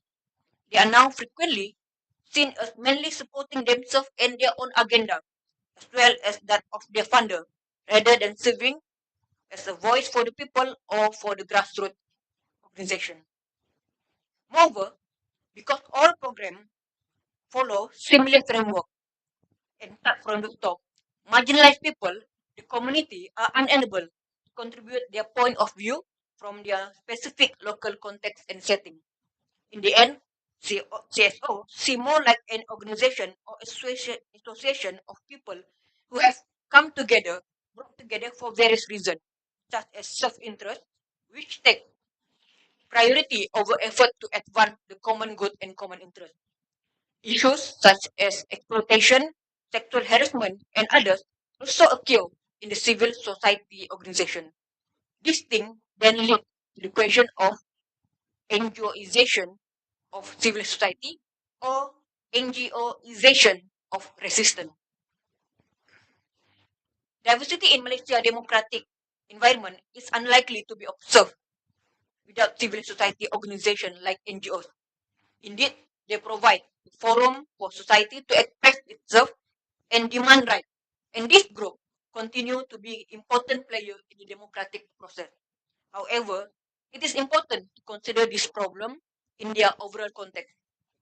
There is no assurance that the growth of NGOs and other civil society organizations in Malaysia would result in social transformation or democratization.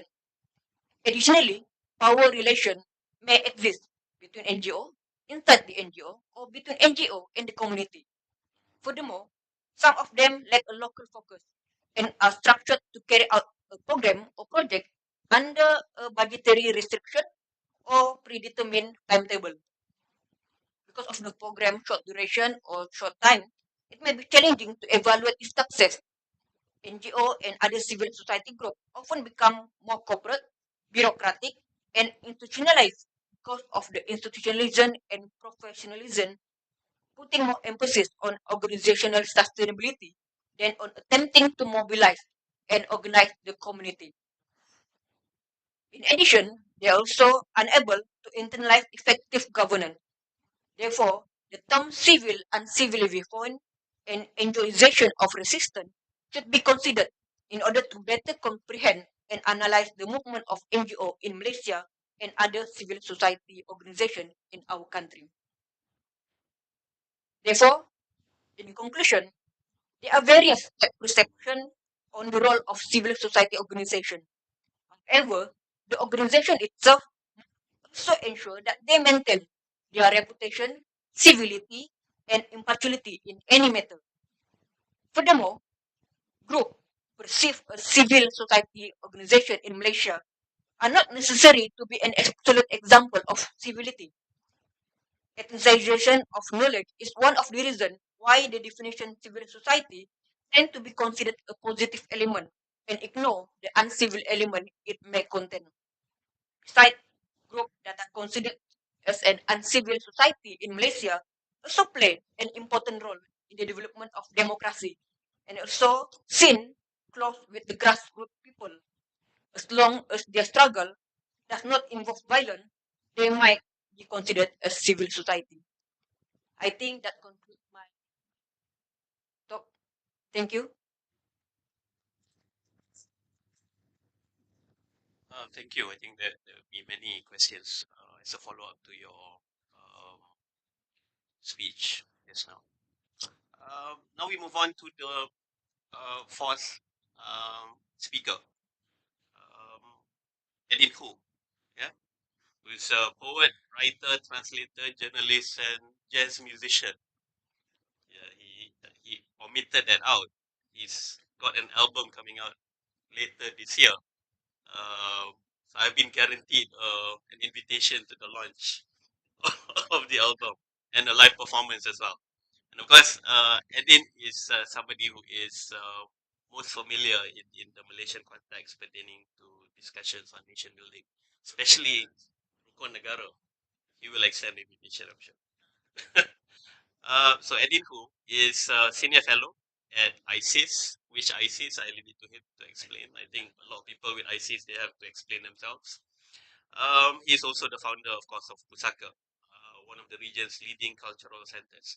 The question given to him is on culture and heritage activism and how it contributes to nation building. But of course, he's free to elaborate on Negara, nation building, and of course, the role of civil society in space. Thank you so much.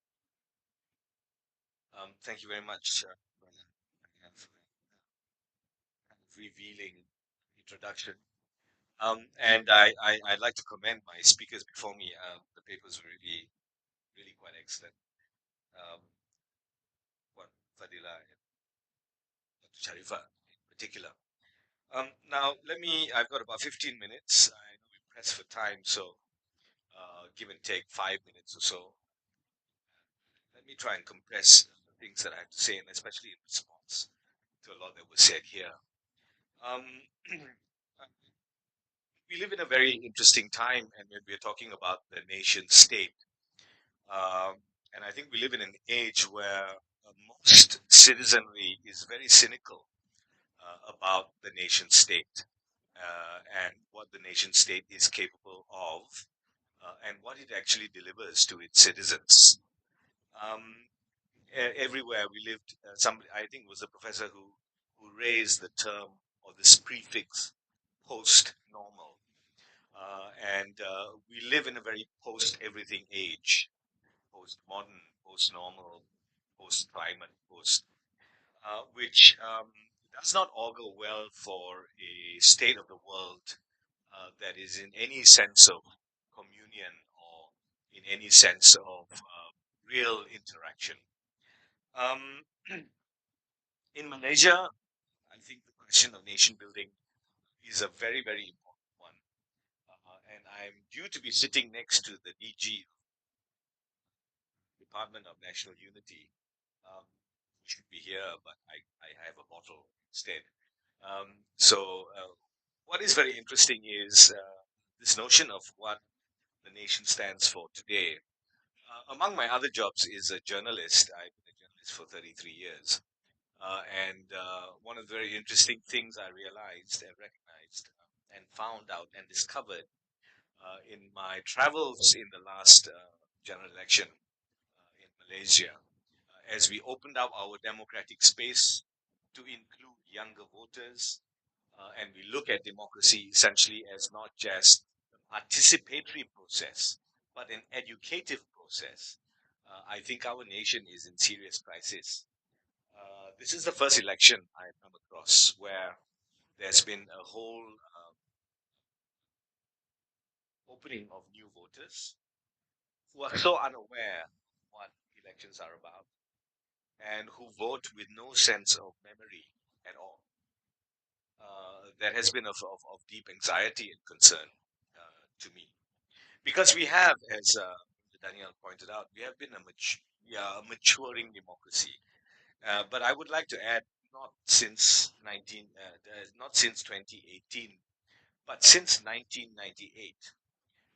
And if we look at 1998 as the watershed of our political maturity, we basically ask what 1998 was about. This was Reformasi, of course. And it was not just about the fracturing of a very centralized political party and political entity. It was about an entire citizenry that was ready to question a national narrative that had been constructed for close to, at that time, 50 years, 55 years, and now we're into 65 years. It's a very long conversation to have. It's a very long and deep introspection that is conducted. But one of the things that political entities don't realize was that the Reformasi movement was not about just challenging political authority. It was about asking very deep questions about ourselves as a nation, where we came from, what our history is about, and what our foundational sources were. We are still in the process, I think, of having that conversation.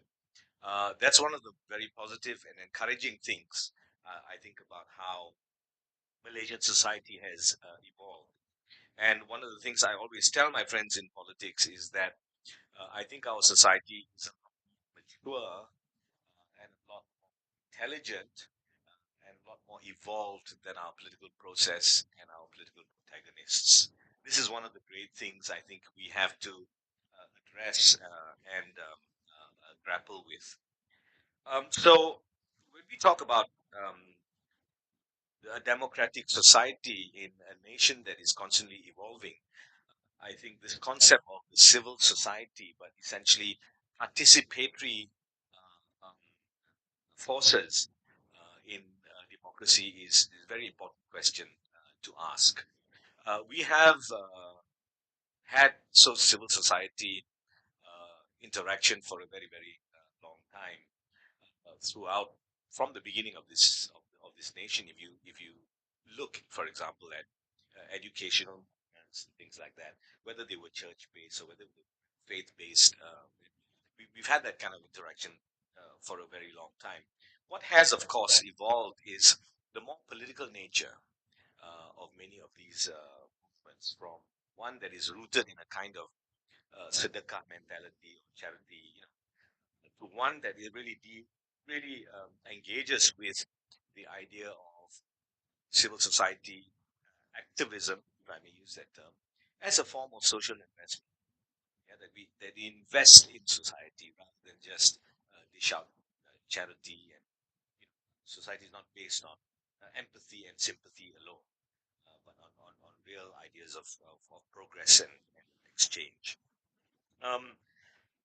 But we are always grappling, and this was one of the first two things that was brought up by the keynote speaker and my brother Jamal, about, on the one hand, resources, and on the other hand, vision. And vision can sometimes be very romantic. And while I do appreciate very much the exhortation, the idealism presented by the professor, it's a little more complicated than that. I think infrastructure is needed, structure needs to be created, and I think the state has to be held accountable in terms of how it disperses its resources, especially since it is able to disperse its resources very, very lavishly to people who choose to move from one aisle of parliament to another. I don't see why it can't, provide resources for work that really matters. CSO culture also needs to come under some scrutiny, and I'm very glad that Jamal brought up the issue of funding, and in particular transnational funding for certain kinds of work, because I do believe we are in quite a perilous, subliminally perilous situation as far as agency is concerned. I think there's a lot of colonialism, really, and colonizing that goes on in what I consider an NGO industry these days, especially in this age of ridiculous wokeism and ideological territorializing. Although I would take exception to describing this culture as liberal, I'm very uncomfortable sometimes with the way the word liberal, the term liberal, has been hijacked, in particular in societies like ours, where in the prelude to our constitution, proclamation of our constitution, Malaysia is described as a liberal society. In the prelude to our Negara national pillars, Malaysia is again reiterated as a liberal society, and we live in we basically conduct this conversation um, within the halos of a tradition of knowledge that was, I think, one of the first of the liberal traditions of knowledge in the world, Islam. Liberal enough to have, for example, initiate multi-faith dialogue in a very concrete and substantial way and profound way from the translation of Greek philosophers to interreligious dialogue in India. And the contours of openness and not even tolerance, but understanding and empathy that we find everywhere in Southeast Asia, but which Southeast Asians come to forget very easily. Again, we need to redefine all those terms and what it means to us. I don't think the concept of liberal can be confined once again to a completely Western tradition, which it is not. Neither can it be confined merely to what we engage in as personal people. But again, that's a question of memory.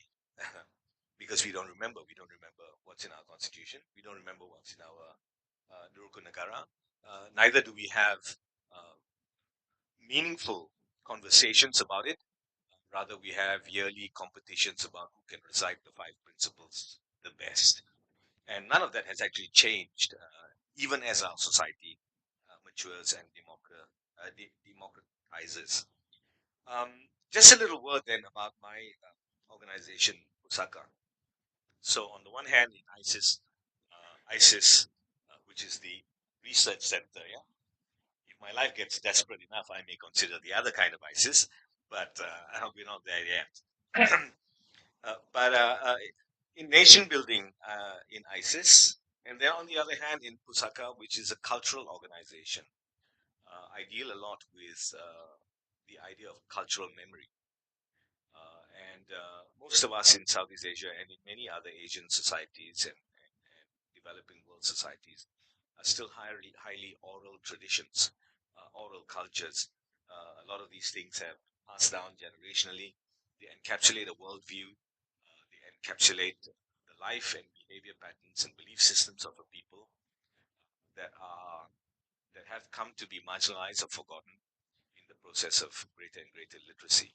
So I work with shadow puppeteers, and I work with healers, and I work with people engaged in community therapy, storytelling not as a way to entertain, but storytelling as genealogy and lineage and so on, which of course has come in Malaysia under a great deal of pressure from religious and cultural politics and politics of all kinds. And what we try and do is basically intellectualize many of these traditions and stop them from being vilified and cast as somehow today, just backward traditions or things that don't sit well with the modern world, which is really nonsensical. What it does is really it deprives you of any kind of cultural foundation. So culturally, Southeast Asia and Malaysia in particular is in a very restive and restless place because its point of origin is becoming more and more vague. Yet its present impulse is to constantly compartmentalize and territorialize itself. So those contradictions bring a lot of very painful sometimes inner cultural psychologies that are shaken. Now, just to address the question of where we play a role, on the one hand, we have to look at things like what CSOs role actually is. There are many of them now, but what is the attention actually given to civil society organizations? Sometimes as partners, sometimes as an indulgence, sometimes as people who need to be tolerated, but I don't really see a partnership. Sometimes we appear there as advisory people and we give a lot of advice, which is then not incorporated into any kind of firm and sustained and consistent policy. I hope that changes now in our Madani society. I'm very, very supportive of the Madani concept, but since its rollout in the past 2 weeks, I see it being presented the same way that all our other concepts were presented in several principles by the National Unity Department models. So I'm not sure whether it will breed the kind of confidence. I was very supportive of Islam Hadari too. I think as a concept, as a philosophy, it was quite radical. But eventually, it filtered down to constructing tires using Islam Hadari principles, or making furniture according to Islam Hadari. I was also quite supportive of One Malaysia. I saw nothing principally wrong about it. But in the end, we discovered it was just engineered to prop up the particular personality of a prime minister. And then when it failed, it was dropped. And a kind of racial, religious politics crept up in its purpose. And then we see Keluarga Malaysia and God knows how many more that have come. So unless we are able to make this civilization concept truly one that inspires consultative approaches, it will go down as once again another failed attempt that is bureaucratized, that is rolled out by a bureaucracy, and people are instructed to behave a certain way. And so the cynicism towards anything that the state can actually deliver will only get found, not breed any kind of encouragement. I think the sad thing about the Madani concept is that even as it was introduced, it was already greeted with so much cynicism as a result of all of our past failures. So what actually needs to be done? What needs to be done? What is to be done? Lenin's great phrase. I think what needs to be done is a whole restructuring. We can't actually underestimate what a revolutionary situation we are in. Actually, revolutions can be very silent and they can be very impactful, but we need to be highly creative. We need to be highly imaginative, and I think we have to begin a very sustained quarrel with the way we are administered. I like the social activist Ralph Nader once said that when you meet a government official, they will always impress upon you that I have 33 years in government experience in government. And he says they should be reminded that they have 1 year's experience repeated 32 times. And we are in that kind of state. at the moment. There's a lot actually that needs to be done from very basic foundational level. Non-government actors, civil societies. How do you register? With great difficulty. We don't even have a charity act here. My organization, Pusaka, has been functioning for 21 years. We deal and work with communities, and not just in the documentation work, but for example, in Kelantan during the time of the lockdown, and Kelantan had very serious lockdowns. Yeah, some of them. People had no food, so Pusaka, gathered resources together, and we fed 830 families for 3 months because the state was just unable to provide anything in Kelantan in particular. Um, but we remain a Sendirian Berhad. We should be a foundation, which should be the easiest thing in a society to form. You go to the UK, it's £1. In Singapore, I think it's $10. Over here, you need 1 million ringgit. Which kind of NGO that does our work has 1 million ringgit that we would not choose to spend on our communities? And here's the rationale for needing a 1 million ringgit paid up capital. Because foundations abuse their status. And in my meeting with the eminent persons in 2018, I told Tan Sri Zeti, who was the one who came up with this policy, I said, it's the very people who abuse their foundation status who can afford the 1 million. Things like Yayasan Akal this and Yayasan this and whatever.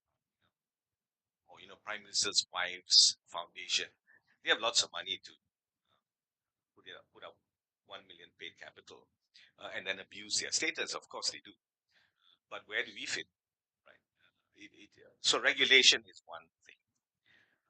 The conversations we have is also a very, very difficult thing. Where is private enterprise in all this conversation? They make lots of money, and they are bound apparently by corporate social responsibility. But all they basically do is give a couple of school bags and maybe a few computers to, underprivileged children. Who even uses that language these days? But it's used by our CSR people, underprivileged children. So really, really kind of primitive in the approach, societal approach, right? There are things, for example, in the culture world that need great transformation. Over here, we look at cultural work, essentially as singing and dancing and having a good time. And this concert and batal, that concert, and this concert bole and all that nonsense. Culture is the way of life of the people. And I think one of the civil society sectors that is completely marginalized and again seen as an indulgence is the intellectual sector. People who do translation work. Our universities are underfunded. I don't know what the funding of ISTAC is like, but I am quite sure you could do with a great deal more. So that side of things, and we hope that again in this Madani society, led by our Renaissance Prime Minister, that we can have some confidence that a great deal more of resources can be apportioned to societies like this. Funding is very whimsical. Government perspective is always often also very oppositional to non-state players. That has to completely change. And of course, it's part of a larger conversation and a large struggle we have of making government accountable, because we are still at a very nascent level in making government accountable. This is all the more difficult in a world intellectual landscape that is getting increasingly reductive. I'm concluding my last point here, because we are now basically reduced to this idiot thing, the phone. And as a media practitioner myself, I despair. I'm giving up journalism next year, I think, because it's impossible to operate within a media landscape that is all about chasing clicks, having no attention. And I'm a newspaper man, so I started out in the press when we read long articles, and when we didn't mind reading transcripts of interviews that went into 3 pages. But the attention span of most people today is 33 seconds, which makes you essentially neurological read. Sorry to use that term, but it is what it is, and we're creating a numbskull culture. And the media then is also hijacked by all kinds of agendas. And I used to participate very much in the world media.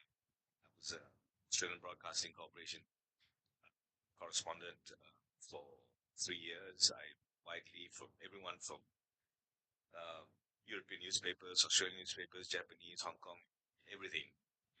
You just don't have that kind of space anymore, because when you talk about Islamophobia, it's very much present. The Guardian, for example, regarded as a liberal newspaper. You see, this is why I get very upset about the way this term liberal is constantly bandied about. A couple of years ago, I'll give you an example. I was asked to write an article on the resurgence of Islam in Indonesia. And I was absolutely delighted. In those days, when you wrote a comment piece, you could go up to about 1,500 words. But I was asked to write it in 700 words. And I told my dear friend, one of the leading editors in The Guardian, that 750 words, you must be crazy. I need about 1,200, 1,500. He said, no, 750, that's all I need, 750 to 800. And I opened The Guardian on the day, I didn't write the piece in the end, and I opened the day the piece was supposed to come out. And I read a whole page, this is a broadsheet, we're talking a broadsheet, talking about the sex lives of 80-year-olds in Britain. So 750 words for the rise of resurgent Islam in Indonesia, and one whole broadsheet piece, which would be about 2,000 words, on the sex life of 80-year-olds in the UK, the British. They were bad at it then, they're bad at it now, they're bad at it always. So this obsession. So the media, all those arms which can bring this conversation, I think, are being reduced. So I think one of the great challenges for us now in CSO life is to how we find the channels to have a constant and sustained conversation. Problem with government, of course, also is today one policy, next day another policy. Today you're my friend. So I'll see you today, I won't see you tomorrow. And governments increasingly in Malaysia have a tendency to, in Malaysia in particular, to kill a good thing. If you have really something that's reasonable, rational, and can help begin to open up spaces for interminable issues here, like race, religion, education, culture, and so on, that's the one thing they have to kill. So that's become pathological. But let me just answer the question finally. How does culture and heritage activism contribute to nation building? I don't like the term activism. My organization never uses it. I also don't like the term heritage or preservation. I don't like the term heritage because it's a UNESCO colonizing term. And that's all the Malaysian government seems to be interested in these days, as far as culture is concerned, chasing this silly UNESCO, whatever heritage thing, and then wasting all the resources that come its way. Look at Penang. Penang has become quite an idiot city for all its, its kitsch, its paradise itself. It wants to be the next Singapore, I think. And there is no real thinking about what the preservation of buildings there is, or so it's all tourist driven. And Malacca is even worse. If you go to Yonkers Street, it's just become a complete third-rate kitsch bazaar. There is no intellectual work there at all. Who has done any work recently on in Malacca on Harmony Square? You know what Harmony Square is, right? It's one of the earliest mixed places of faith. Chinese temple, Hindu temple, the great mosque on that side, Harmony Square. And today, Malaysians go to Indonesia and look at a church next to a mosque and say, how wonderful, when it's right in front of their eyes and they don't see anything. So there's very little resources put into all these kinds of things, because as again, culture is just a way to make money. Yet in this country, culture is the most abused term there is. Everybody talks about culture all the time without actually understanding what it is. Yes, so I think we need to define and redefine terms like heritage, terms like preservation. The reason why Pusaka doesn't use the word preservation is there's actually nothing to preserve. For as long as there is still one shadow puppeteer who's telling his stories and being defiant against state stricture rules, I am not preserving anything. There is a life there, and that life is alive, right? And we've adopted that. So I think what we need to do always is, as much as we are engaged in advocacy work, I think the thought processes have to be very, very important. I think Asia as a whole started out with great ideals, with great writing, with great intellectual rigor. You look at the reform movement in Islam in the turn of the century. You look at someone like Rabindranath Tagore. You look at someone like Sun Yat-sen. You look at revolutionary movements. They were all primarily first about thinking our societies through. Today we have just become societies who engage in growth, don't mind where our resources come from, as long as we are able to line our pockets. We don't mind adopting the language of many of these NGO industry and funding agencies. Gender issues, for example. Matrilineal societies were in practice, and a woman's status was in practice in Southeast Asia far earlier than it was ever envisioned in the West. Yet today, the whole gender debate is dominated by a Western vocabulary. Let me take on something a lot more controversial. Sexual fluidity.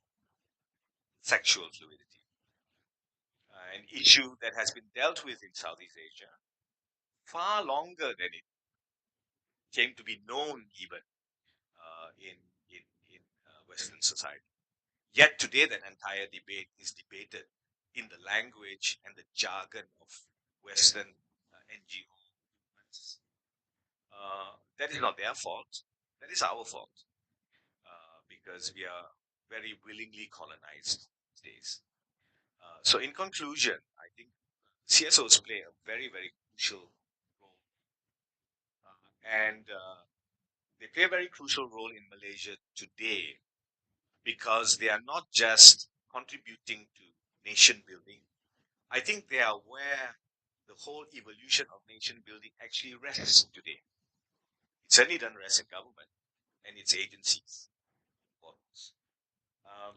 It rests in people with all the intellectual resources and the spiritual resources that will essentially shape future to come for the nation, that will less be centered on centralized authorities and powers and increasingly disseminated among society and culture. Thank you.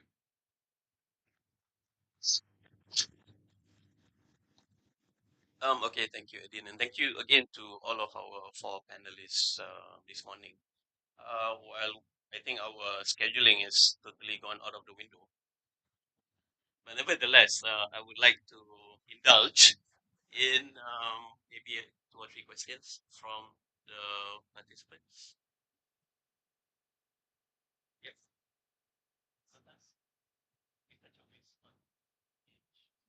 Okay, maybe one. Sir, anybody like to ask a question?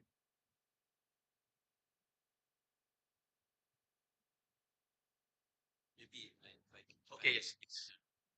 Hello, Assalamualaikum. I'm Sharul from IKRAM.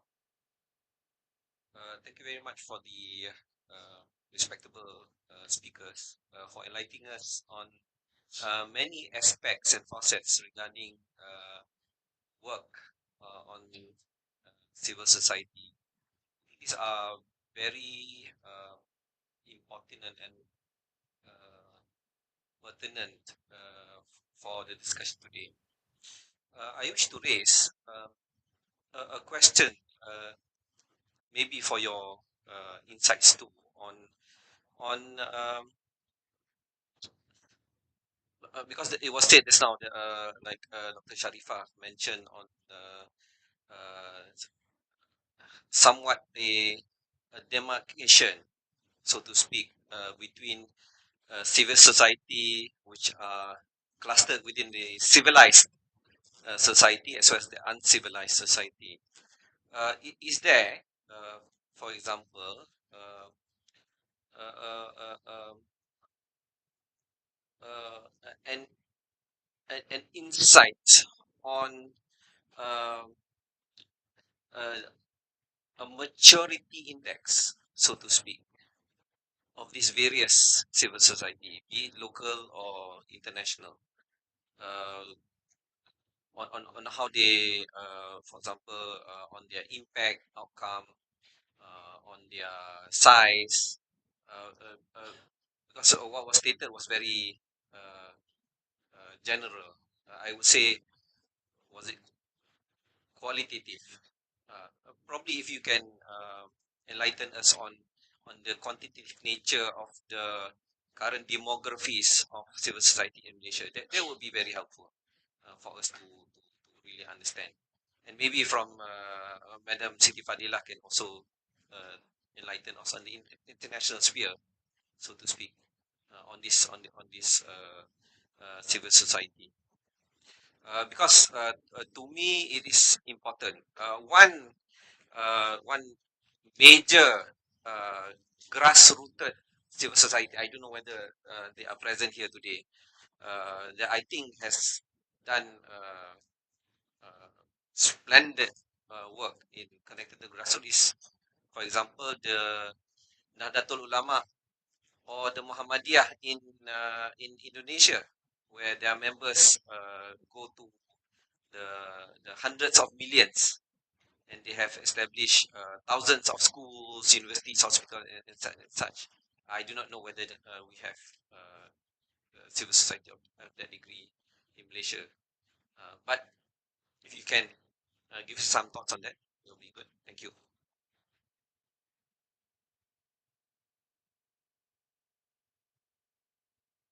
Thank you for your comment and question, Mr. Shahrul. To be honest, we have not done yet research on the quantitative nature, since it's very hard to get the information from the local NGOs.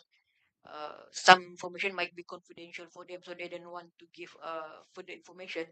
But what we did is on qualitative research, where we interview the workers or the staff that work inside the local NGOs, and we found out that there are several issues. Like I said, and I mentioned before, workers exploitation, issue on sexual harassment, issue on misuse of funding, and so on. So yeah, it's more on qualitative research that we have done. Yes, that is my comment. So maybe one city want to would explain. Thank you, Doctor. And thank you also, Mr. Shah, for the questions. I indeed agree with what Doctor said in Malaysia context, because we don't have like charity commissions, but in other big countries, they do have these charity commissions, and every information in regards to the CSOs, in terms of facts, in terms of achievements, in terms of the governance and everything is there. And it's easy for us to access all the information. And for example, and also there's a lot of bodies that controls and oversee these CSOs in order to them being verified as a qualified CSO in order for them to being recognized as effective. Sometimes we refer to whatever um, bodies that they become a signatory or they become members. For instance, I think at international level they have this so-called core humanitarian standard for humanitarian NGO, for humanitarian CSO. So whoever become the signatory of this certified by this core humanitarian standard in humanitarian field, they are considered as professional and others in terms of quality of work, in terms of governance, in terms of the standard, and then so on. So there are several, and sometimes it is based on the countries. If you are in the USA, they have different kind of bodies. If you are in British, they're different kind of bodies. Yeah. Thank you very much. I made Dr. Daniel. Uh, uh, thank you for the responses. I would think based on my personal experiences. I mean regarding CSO, we have our CSO, we have our agencies and institutions under IKRAM. Some of them have gone to flying colors. One, for example, Hidayah Center, started out with us, IKRAM, paying for the emoluments for 5 staff. But now Hidayah Center has grown to more than double of IKRAM in terms of staffing. They are about 95 now, and they have gone into more than 30 countries. So in terms of maturity, for example, for growth of CSO, I am keen to believe that every CSO will need to go through the natural step of growth of say build from starting a toddler and building the in terms of members to building the institution itself to growing up and big. IKRAM, for example, I think we are now at that level, but not all. Some people are still facing monetary issues and such. But no. We are in it together. Yeah. No, everybody grows, and we may fall back anytime. At one point in time, I was also partnered with another CSO that was also villainized in by the government government at one point in time, and we were going through these UN documents, and we were quite startled to realize that even some governments they actually doubt civil society that receive a certain amount of funding from external party as being foreign agents. So these are some of the things that were very I would say dubious in one sense for human rights activists, so to speak. Correct. Yeah, go ahead. No, just a very quick observation. Very interesting what Adin, not doctor yet, Dr. Adin Koo said. And this is, maybe it's not felt by some of us, maybe felt by us, that the government's approach generally to CSO or non-state actors is oppositional. When we need you, we can work with you. Other than that, but there's no sincere for me lah. There's no sincere effort on a broad scale. Bring up those CSOs to the next level to be more effective, professional, rather than let it go and some NGOs do it very well. I think 95% of the NGOs are actually struggling because they need the support, they need the help. And if they can raise to the next level, I think the impact on society will be even better in terms of capacity building and so on. So very interesting, because I agree with it. I think Haji Badin Shah has a different view a little bit, but actually from a different angle, looking at the same scenario. Alright, I think we'll kita tangguhkan dulu this particular session. I think Dr. Ain has some instructions pertaining to the breakout session. So we'll be back here by a certain time. So I leave it to her now.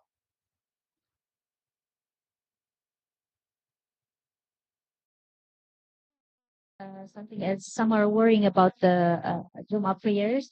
There is a mosque up there, and we will be performing the Jumu'ah up there. And today, exceptionally, we have the honor to perform Jumu'ah with the presence of our rector, Country Dr. Zulkifli.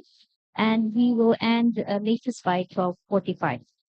Okay, for now, I take pleasure to invite our respected co-organizing chairman, CEO of ACSIN, Tuan Haji IR Muhammad Jamaluddin Shamsuddin, to please come in front to deliver tokens of appreciations to our panelists.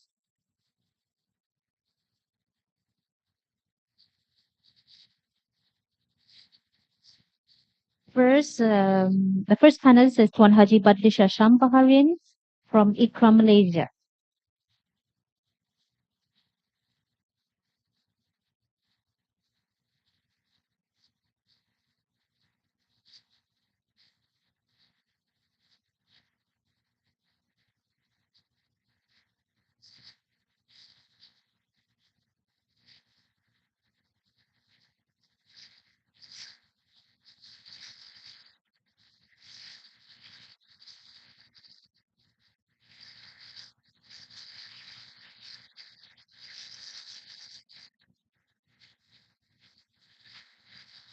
Second, we have Madam Siti Fadila from Islamic Relief Malaysia.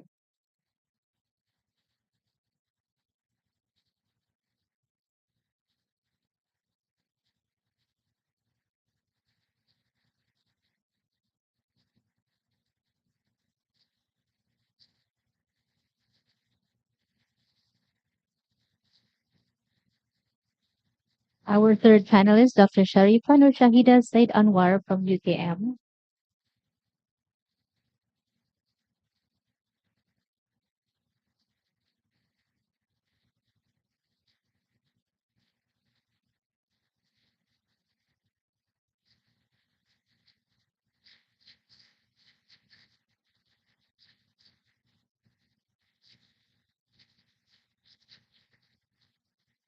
Last but not least, our wonderful panelist number 4, Mr. Edin Hu from ISIS Malaysia and Pusak.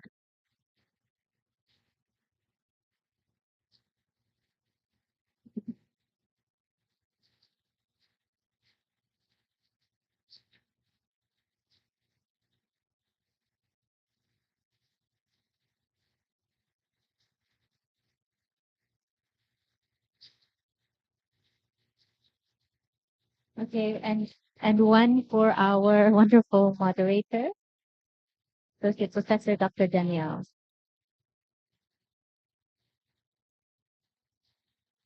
Everybody is wonderful. Thank you, panelists and moderators. This is the end of the hybrid session for today. We want to thank our online participants for gracing us with their precious time and participation. We hope you enjoyed the experience and insights. Looking forward to meeting you next time. However, for our participants here in the room, there will be group discussions that will be held at 5 rooms in ISTAC. It is important to highlight that the results of these discussions will be summed up as a resolution at the end of this program. The names of respected NGO VIPs will be listed in the papers given to you. So please refer to the paper that was previously handed by our committee members. While for students and other members of the floor, kindly refer to the list outside that is pasted on the board outside of the conference paper. Oh, okay. Group number 1 will be located here in the Ibn Khaldun conference room. Group number 2 will be located at the seminar room number 3 just beside here. Group number 3 will be located at the meeting room number 1 that is located in front of this conference room. And we have group number 4 will be located at the seminar room number 7 and group number 5 at meeting room number 2. Both of these rooms are located at the other side of the building, right after the elevator. Okay, so after referring the names at the list, you can refer to our staff members or optionally find yourself, because the rooms will be, there will be signboards on the doors along the way. So please take note. We will gather here again at around 12:40 before we present the resolution at the end. Thank you very much.